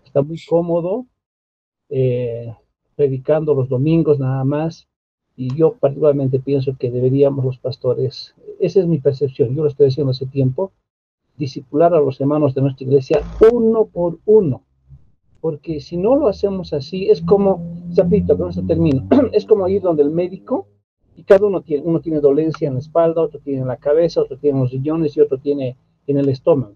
El médico viene y dice, señores, el que está enfermo de tal cosa, tome esto, el que está enfermo de tal cosa, tome esto, el que está enfermo de tal cosa, tome esto. General, ¿no? Pero un buen médico, ¿qué hace? Atiende uno por uno, porque cada uno tiene una dolencia, cada uno tiene algo que ver, cada uno tiene una falla en su organismo. Entonces, como pastores deberíamos hacer ese trabajo. Entonces, gracias por este espacio, querido Franz. Bien. Gracias, querido pastor. Está bien, son opiniones de todos. Obviamente los pastores tienen una labor que hacer, pero los maestros también tienen una labor que hacer, ¿no? Los padres de familia. Entonces, por eso es que Dios nos ha puesto a la familia como primer círculo de protección, de seguridad, y los padres trabajamos con nuestros hijos, ¿no? De manera individual. pero de manera comunitaria también habrá que ver. Pero bueno, no vamos a conversar ese tema, está bien, como comentarios. Quería compartirles 2 documentos, pero no puedo por este medio, pero ya los he compartido al grupo, así que por favor, pastor, si usted recibe, compártalos con todos los profes del colegio. Amén. Bien, vamos a continuar. Estamos 22 personas, está bien, no se vayan por favor, aguanten un poquito más, aguanten un poco más. Bien, vamos a entrar a la colina de los gobernantes. Ok, todos o casi todos deben conocer, han escuchado de Pablo, y Hechos 17 nos habla obviamente de la estadía de Pablo en Atenas, ¿sí? En la ciudad de la democracia, ¿no? En la ciudad de la democracia. El lugar donde si eras filósofo tenías que ir, ¿no? O sea, tenías que ir a ese lugar, no podías dejar de pasar ese lugar.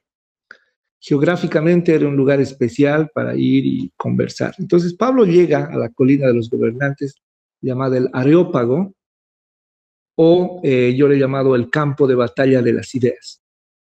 Quiero mostrarles cómo un cristiano hace un planteamiento filosófico en realidad. La pregunta es si aquí hay algún profesor de filosofía, ¿enseña usted cuando usted aborda la filosofía? Habla de Heráclito, si habla de Heráclito, habla de Juan,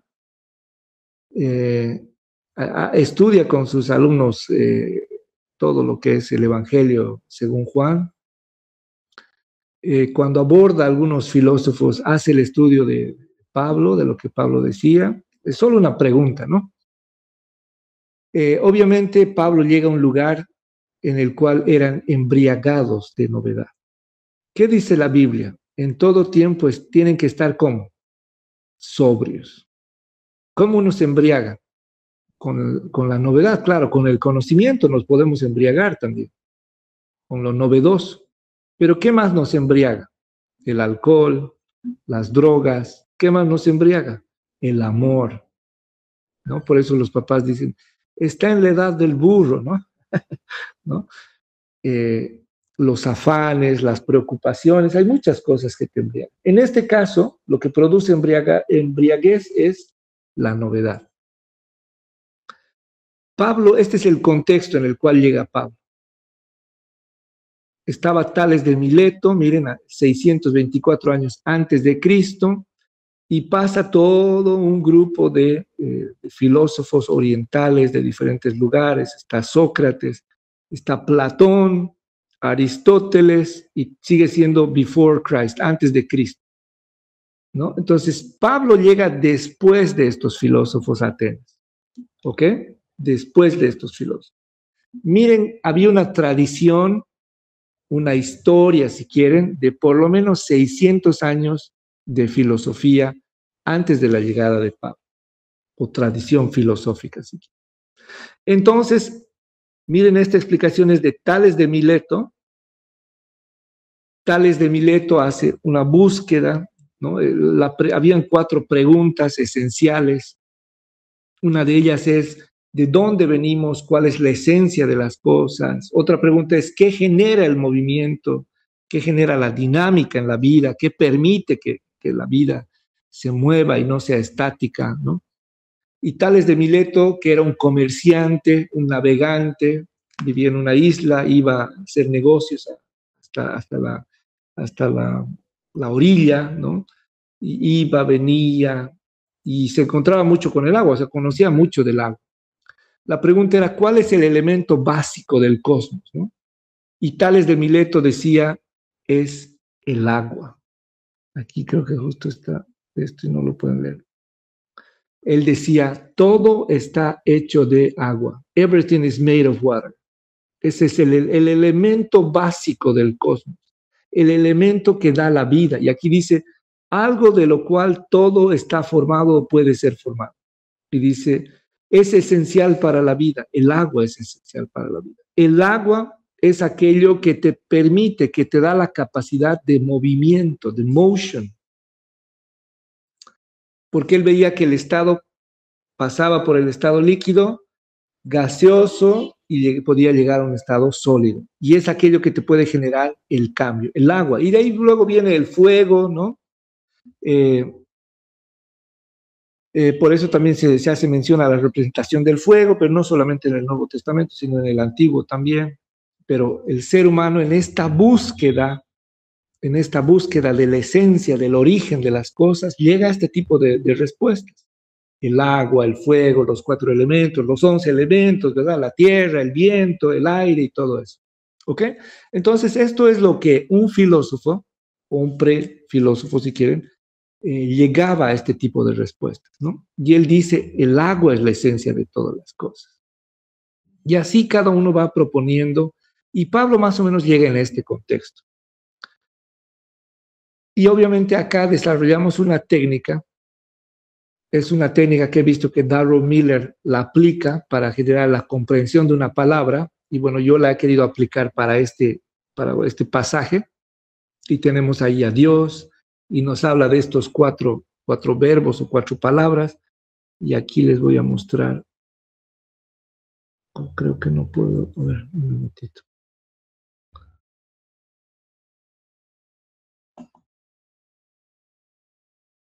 Bien, a este recurso lo hemos denominado el tesoro de, ¿no? Y en este caso se llama el tesoro de la colina de los gobernantes.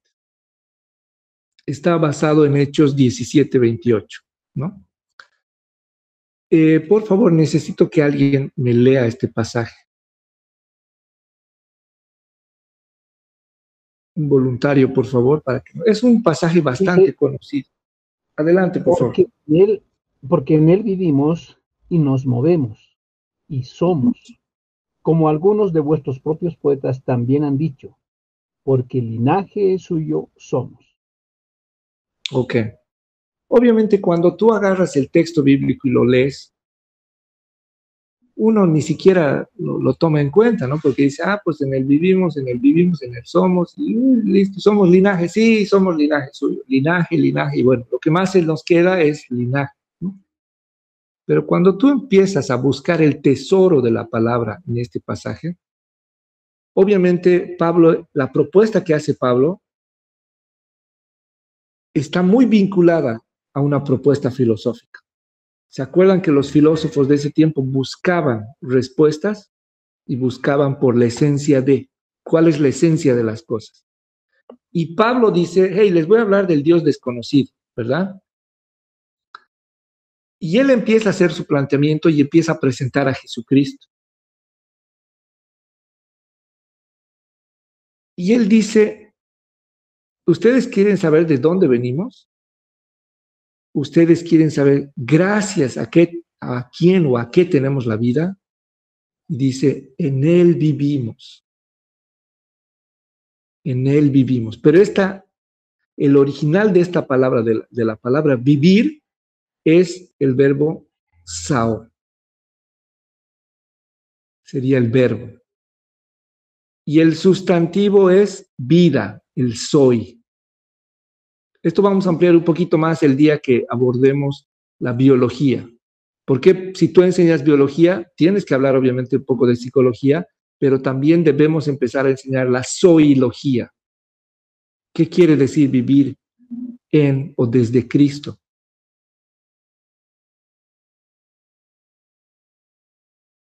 La vida eterna, la vida de Dios, la vida en el Espíritu, el soy de Dios.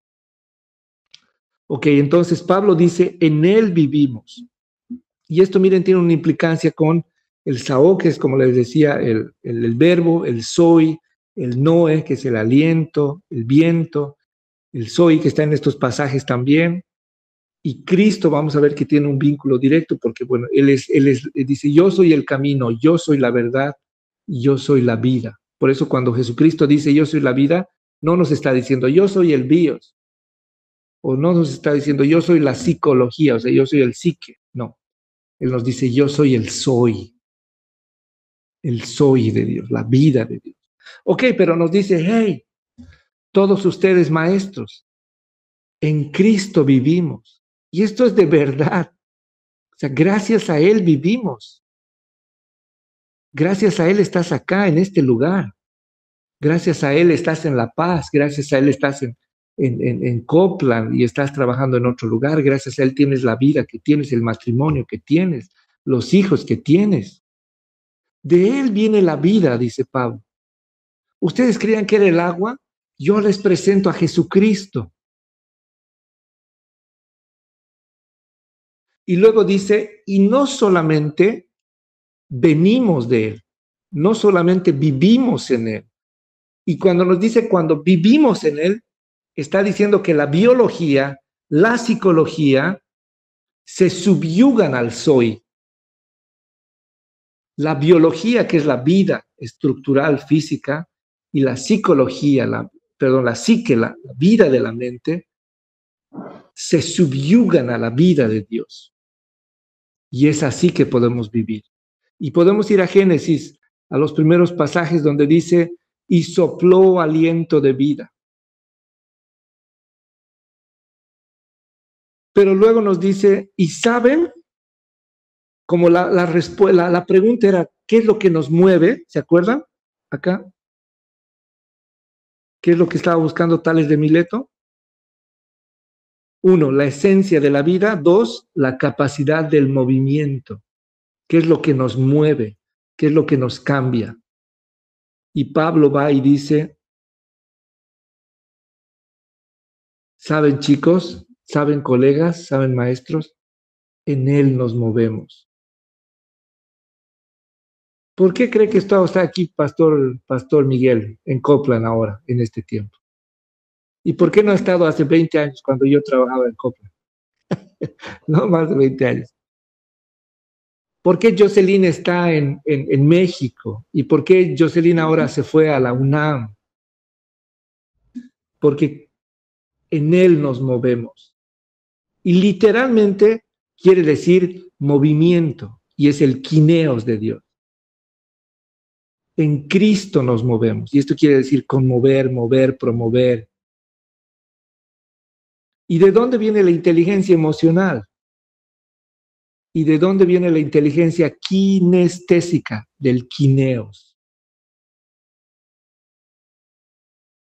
En Él nos movemos. Y está hablando realmente de movimiento físico, real, natural. Claro, también lo sobrenatural, ¿no? No estoy en contra de lo sobrenatural, pero está hablando de movimiento. ¿Por qué crees o por qué creen ustedes que Dios movió al pastor Miguel para que ahora esté en Copland?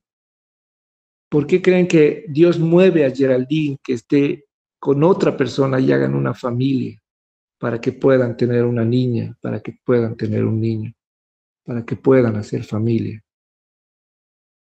Pablo nos dice, en Él nos movemos. Y ahí hay toda una implicancia, miren, de estos otros. Esto es para estudiar, por eso se llama el tesoro de, ¿no? Hay que ir buscando pasajes, relacionando palabras.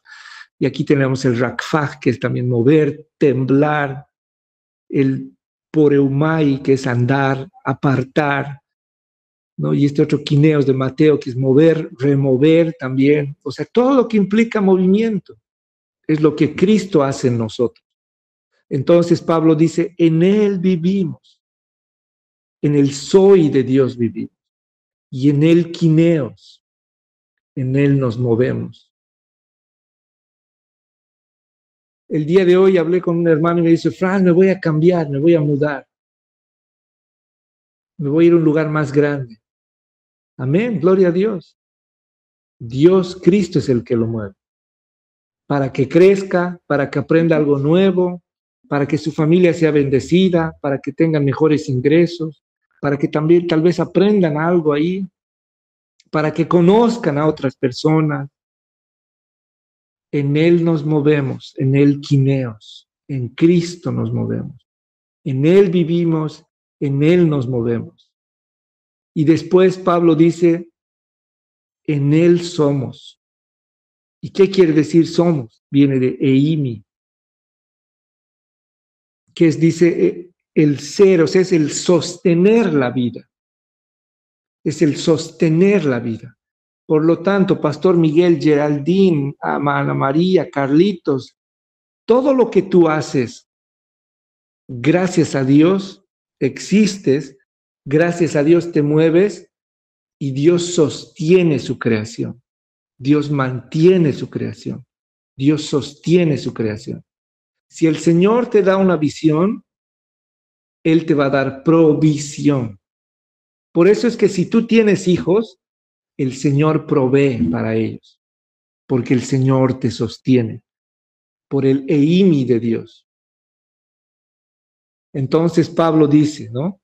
En Él vivimos, en Él nos movemos y en Él somos. ¿Y qué somos? Es la pregunta. Cristianos. ¿Y qué somos? Hijos de Dios. ¿Y qué somos? Somos padres de familia. Gracias a Dios. Somos esposos, somos esposas, somos maestros, somos directores, somos sacerdotes de la casa, somos sacerdotes de diferentes espacios. En Él vivimos, en Él nos movemos, en Él somos. Y Pablo cierra el pasaje diciendo, porque linaje suyo somos. Y ese es el genos de Dios. ¿Qué quiere decir genos? Linaje, nación, familia, parientes. Está muy relacionado también con el ginomai o ginomai, que es hacer que sean las cosas, generar las cosas, llegar a ser, acabar, llegar a cumplir. El genos de Dios nos habla de familia. Y cuando tú estudias a profundidad el genos, vamos a llegar a Cristo, el ungido, el eimi, uno, el eimi, uno en eimi, uno. Nosotros por eso es que llegamos a ser uno con Él. Y por eso es que cuando usamos el lenguaje, decir en nombre de, tiene un poder trascendental, importantísimo, que tú digas en el nombre de Cristo, en el nombre de Jesús. Porque Cristo es nuestro genos. Y para cerrar, nos dice, hey chicos, colegas, tú que te crees originario, tu origen está en Cristo.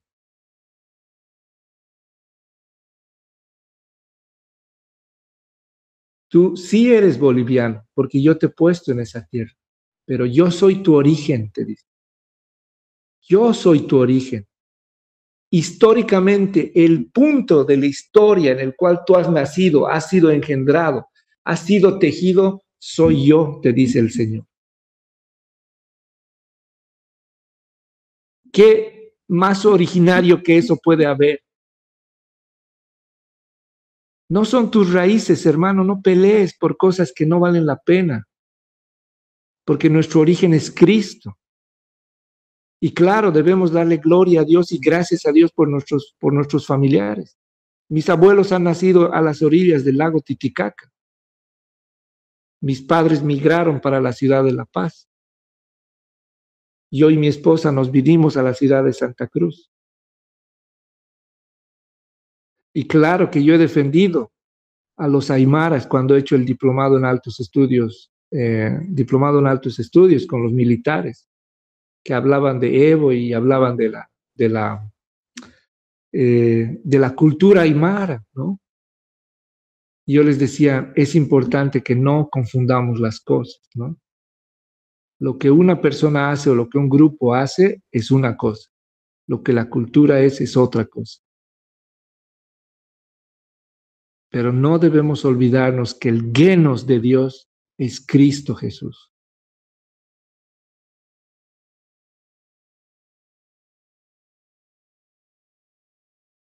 Y Pablo dice, porque en Él vivimos, en Él nos movemos y en Él somos. Es el Señor el que nos sostiene. ¿Quieres saber tus raíces, tus orígenes? Yo soy, te dice el Señor. Yo soy tu origen. Se cierra el círculo completo porque el Señor nos dice, yo te sostengo. Yo soy el que te sostengo. Gracias a mí todavía el día de hoy respiras. ¿Qué es lo que quieres hacer? ¿Dónde te quieres mover? Dime, pedime.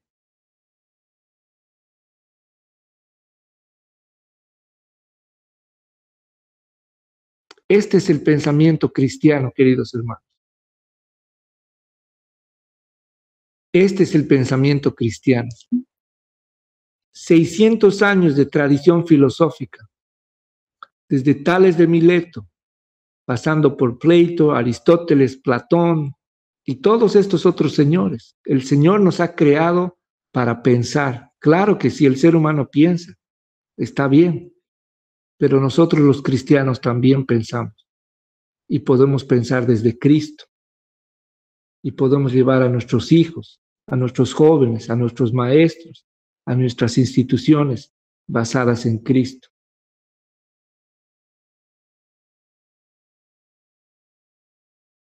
Tenemos un punto de origen en la historia. A ustedes que ahora les gusta hacer líneas de tiempo, hay un punto de partida. Ese es Cristo para nosotros. Amén. Bien, entonces esto, queridos hermanos, les he pasado. Utilícenlo donde quieran, tienen mi autorización, mi permiso, hagan más recursos parecidos a estos. Pueden utilizar todo el material que reciben en este lugar, solo obviamente lo referencian, pero pueden utilizar, anímense a enseñar a otros, anímense a compartir estas cosas en su iglesia. Se dice que si traemos a Pablo Jocelyn ahora a este espacio, si lo invitaríamos a esta sala de Zoom, de meeting, Pablo sería como un hombre académico con 3 diplomas de doctorado. ¿Ok? Ese es el nivel, la herencia que nos ha dejado Dios. Pablo, si lo traemos a este espacio, sería un hombre, al igual que Daniel, los únicos 2 hombres de la Biblia que dicen que si los traemos en este tiempo, serían hombres de Dios con 3 títulos de doctorado. Con 3 títulos de doctorado. Querido hermano, si estás estudiando todavía algo, sigue adelante para la gloria de Dios. ¿Por qué? Porque Él es el que te mueve. Él es el que te mueve. Él es el que te mueve. No pierdas de vista el norte, Cristo. Solo dale gloria a Dios y dale gracias a Él por lo que te permite pasar.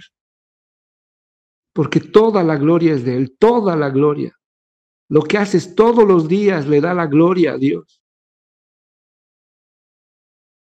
Y Él te sostiene. ¿Qué sueños tienes, hermano? ¿Qué sueños tienes en tu corazón, en tu mente?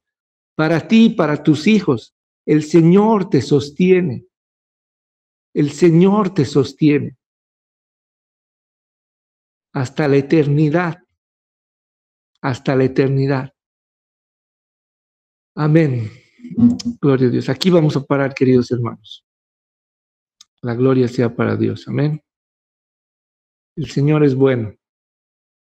Y el Señor se revela a nosotros, ¿no? Amén. ¿Cuántos hemos quedado en sala?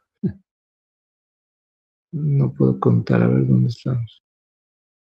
O 20, está bien. Hemos quedado con 18. Amén. Me gustaría escuchar, bueno, les he pasado otro documento también. Es para que ustedes lo lean. Por favor, es algo bien cortito que yo he escrito, que justamente habla de este tema. A ver, permítanme ponerlo para cerrar esto.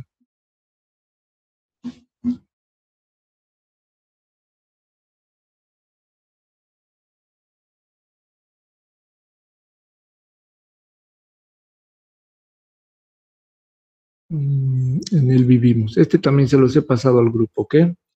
Para que le den una leidita, que obviamente apoya, refuerza un poco a lo que hemos visto, pero este ya es un texto, ¿no? Ya no es un recurso, no es un organizador gráfico como el anterior. Pensamiento cristiano, el campo de batalla de las ideas. O sea, los cristianos, y un poquito tomo lo que el pastor decía el año, no recuerdo qué año era, creo que les había comentado, el ministro de Educación vino acá a Santa Cruz. Yo lo vi en una entrevista con Carlos o Roberto Barberi. Estábamos tocando el tema de de crear el Estado laico en Bolivia. Y él dijo, hablaremos. Miró a las cámaras y se rió y dijo, pero no hay con quién, no hay con quién hablar. Y es lo que el pastor decía, si la sociedad quiere impartir justicia, si queremos abordar un tema de justicia, ¿quiénes deberían ser los primeros invitados? Los cristianos. ¿Los abogados o un cristiano? Un cristiano debería ser invitado. Los abogados también deberían ser, claro que sí, invitados. ¿Acaso nosotros no podemos impartir justicia si tenemos un Dios de justicia? ¿Acaso nosotros no somos deberíamos ser los expertos en justicia? ¿Dónde están los educadores cristianos cuando hay estos congresos? ¿Por qué no levantamos la voz de Dios y hablamos en nombre de Dios desde la educación con conocimiento? Conociendo la teoría, conociendo el método, conociendo la estrategia, levantando el nombre de Dios para que no sea burlado.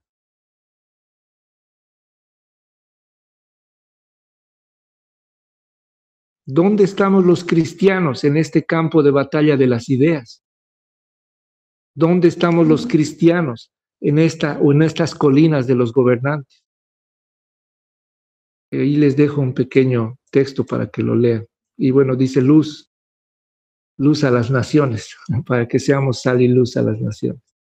Ok, para que lo lean y el Señor los ministre y también obviamente ustedes se animen a escribir para el Señor y obviamente para sus comunidades también. Amén. Me gustaría escuchar algunos de sus comentarios, escuchar algún testimonio, qué es lo que el Señor te está revelando, qué es lo que estás haciendo, qué es lo que tú opinas. Y miren, solo hemos analizado un pasaje de la Biblia que si lo llevamos a un currículum de una universidad, probablemente tendríamos que hacer 2 años de estudio en filosofía para poder comprender lo que Pablo estaba diciendo en Hechos 17, 28. Amén. Bien, me gustaría escuchar, por favor, algunos de sus comentarios.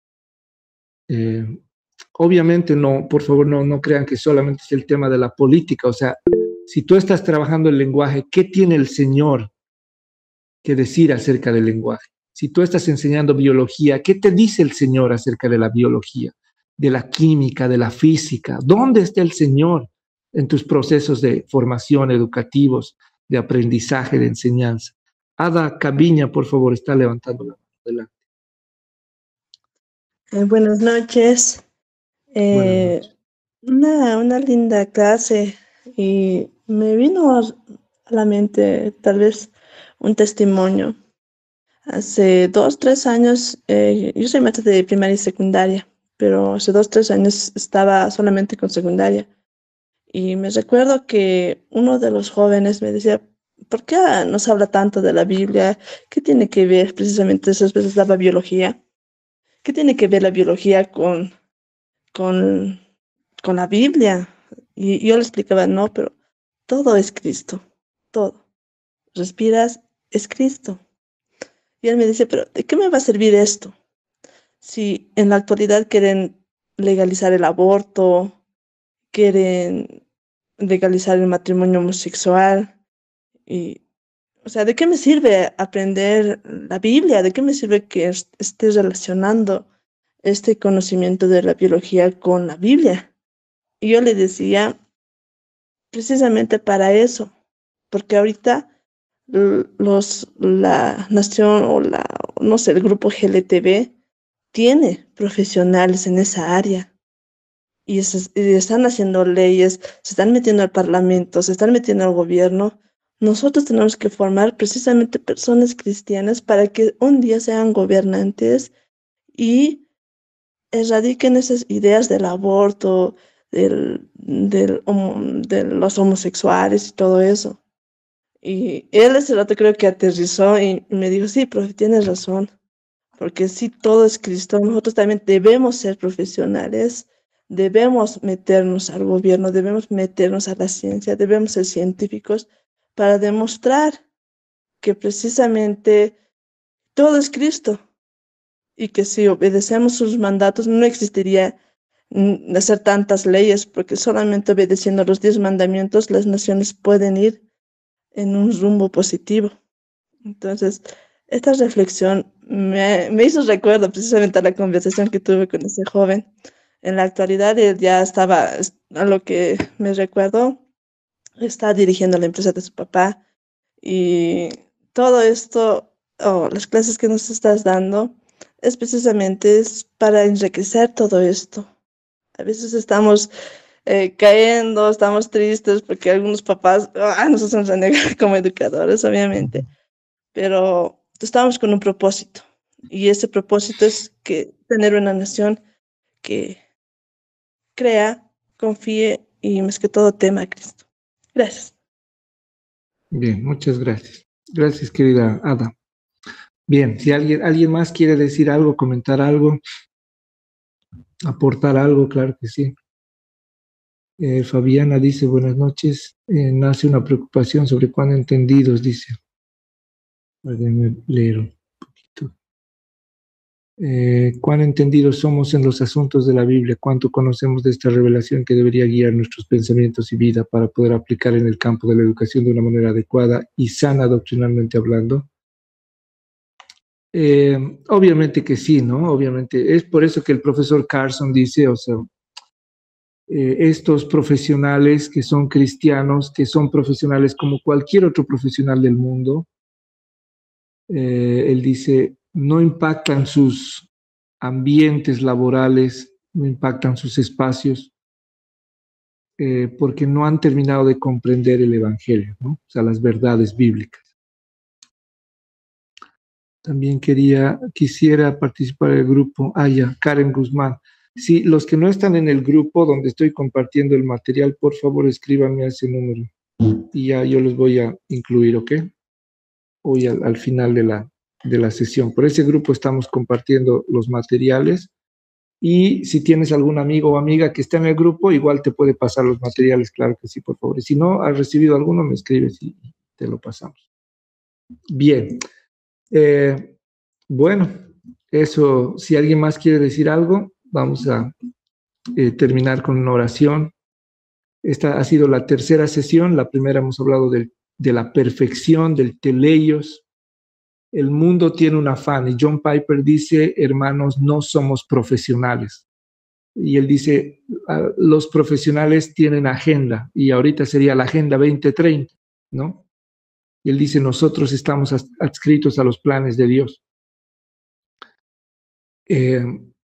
Así como el mundo tiene sus propias preocupaciones, vamos a decir así, Dios tiene su propio plan, pero Dios tiene a sus hijos acá en la tierra, quienes debemos obviamente formar, guiar a los demás, compartir, cuidar, ¿no? El día martes hemos visto el lenguaje creador, que ha sido una muestra de cómo debemos redimir nuestros contenidos, si quieren, de cómo puedes abordar la educación cristiana desde tu especialidad, ¿no? Meter a Cristo en el aula, meter a Cristo en tu especialidad. No estoy diciendo que, hey, solo habla desde la Biblia, y no sé si Rosana sigue acá, pero en alguna ocasión decíamos y les preguntaba, ok, si le pregunto al pastor Miguel, pastor, quiero que toda la promoción del Colegio Vida y Verdad entren a ingeniería, ¿les vamos a dar a que lean solo la Biblia? Seguro ninguno va a aprobar el examen de ingeniería. Hay que prepararlos de manera fuerte, seria, si quieren, en matemáticas, física, química y los temas que seguramente les van a preguntar. Ok, claro que sí, tenemos que hacer ciencia, tenemos que ser eruditos en la ciencia, pero también tenemos que ser eruditos en la Biblia. Y nosotros somos los que tenemos que lograr la revelación de Dios para nosotros como educadores, la revelación de Dios para nosotros como padres, la revelación de Dios para nosotros como autoridades educativas. ¿Ok? Y bueno, lo que Pablo estaba haciendo, como decía el pastor, iba de lugar en lugar, uno tras uno, iglesia tras iglesia, y compartía estos temas, ¿no? Y bueno, que el Señor los ministre, que continúe ministrándolos y sigan lo que Dios les dice, claro que sí, no, tampoco les estoy pidiendo que sigan lo que yo lo que yo les estoy diciendo, sino aquello que viene de Dios, ¿ok? Discípulos de Cristo. Y el día de hoy hemos visto el pensamiento cristiano. Yo creo que los cristianos podemos pensar las cosas también, ¿no? Y obviamente lo hacemos en el día a día. Pero aquellos que han sido llamados a la academia o viven en la academia, tenemos que pensar y razonar lo que estamos haciendo, lo que conocemos, ¿no? Y tratar de encontrar a Dios en esto que hacemos todos los días, que hacemos temporalmente o de vez en cuando. Amén. Bien, si alguien quiere decir algo más, levanta la mano, y si no, nos terminamos con una oración. Solamente leer un pasaje, querido Franz. Adelante, adelante. Versículos antes de lo que tú tocabas, en el 17 dice: así que discutía en la sinagoga con los judíos y piadosos. Discutía el apóstol Pablo con los que concluían, dice. Y algunos filósofos de los epicúreos y de los estoicos eran gente bastante peculiar, disputaban con él, es decir, con Pablo, y unos decían: ¿qué querrá decir este palabrero? Palabrero en el lenguaje actual, ¿qué sería? Hablador, charlatán, o lo que dicen aquí en La Paz, Paco, ¿no es cierto? Paco. Entonces, sí. Y otros decían: parece que es predicador de nuevos dioses. ¿Por qué? ¿Por qué dicen eso? Porque les predicaba el evangelio de Jesús. Exacto, sí. Ese es el punto. En este tiempo, algunos pastores se preguntan, dicen: ¿por qué no hay persecución en ese tiempo? En La Paz, por lo menos, ¿no? Y en ese tiempo de la iglesia primera había persecución y demás. Porque el evangelio del siglo I es diferente al evangelio del siglo XXI. O sea, se ha bajado el estándar. Entonces, ¿por qué no hay persecución? Porque no se está predicando el evangelio.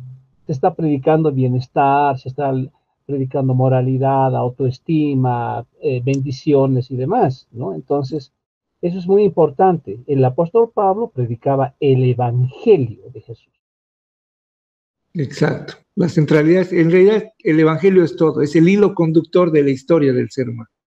Por lo tanto, el evangelio debe ser el centro de la educación, el centro de la ingeniería, ¿no? El evangelio es todo en realidad, pero obviamente Cristo, ¿no? Es el centro de todo, y a través de él el evangelio. Y un Cristo no solamente crucificado, sino un Cristo vencedor. Bien, muchas gracias. Vamos a orar, por favor, y bueno, vamos a despedirnos. Nos vemos el día de mañana y luego terminamos el día lunes, ¿ok? Bien, Padre bendito, te damos gracias por este tiempo. Quiero poner delante de ti la vida de estos hombres, de estas mujeres que han tomado la decisión de darse una oportunidad, de darme una oportunidad y de darte una oportunidad a ti, Señor, de que tú puedas renovar su mente, de que puedas transformar sus vidas. Y te pido que seas tú, Espíritu Santo, visitando a cada uno de mis amigos, de mis hermanos, en la vida del pastor, a sus familias, Señor. Revélate, Señor, revélate. Gracias porque has permitido que mis hermanos estudien en la academia, en la universidad, pero ahora te pedimos revelación de lo alto, Señor. Revélate tú a ellos, que algo nuevo, que algo diferente nazca en sus vidas, que seas tú mismo, Señor, la vida de Dios, el soy tuyo, Señor, el soy de Dios, la vida eterna con ellos, significado eterno, Señor. Revela, Señor, revela, dale significado eterno, palabras eternas a mis hermanos, Señor, y que ellos puedan caminar contigo, Señor. Tú eres, en ti vivimos, de ti viene la vida, Señor, en ti nos movemos, Señor, y tú nos sostienes y te damos gracias por ello. Pero lo más hermoso que esta noche nos has dicho es que de ti somos, Señor. Tú eres nuestro punto de partida. Gracias por eso, Dios. Amén. Amén. Muchas gracias, queridos hermanos. Saludos a todos. Karen desde San José de Chiquitos y a todos. Que Dios los bendiga. Nos vemos el día de mañana, ¿ok? Querido Fran, simplemente el día de mañana nosotros en Coplan, por lo menos yo tengo escuela de padres, entonces voy a entrar a la mitad, yo creo. Porque okay. ¿Ya? Amén, amén. Ok. Si no van a poder venir, algo me escriben, que yo voy a estar aquí de todas formas. Mañana que nos toca el currículum, que era vida, nos toca. No, educación, perdón, educación cristiana. Ojalá puedas grabar.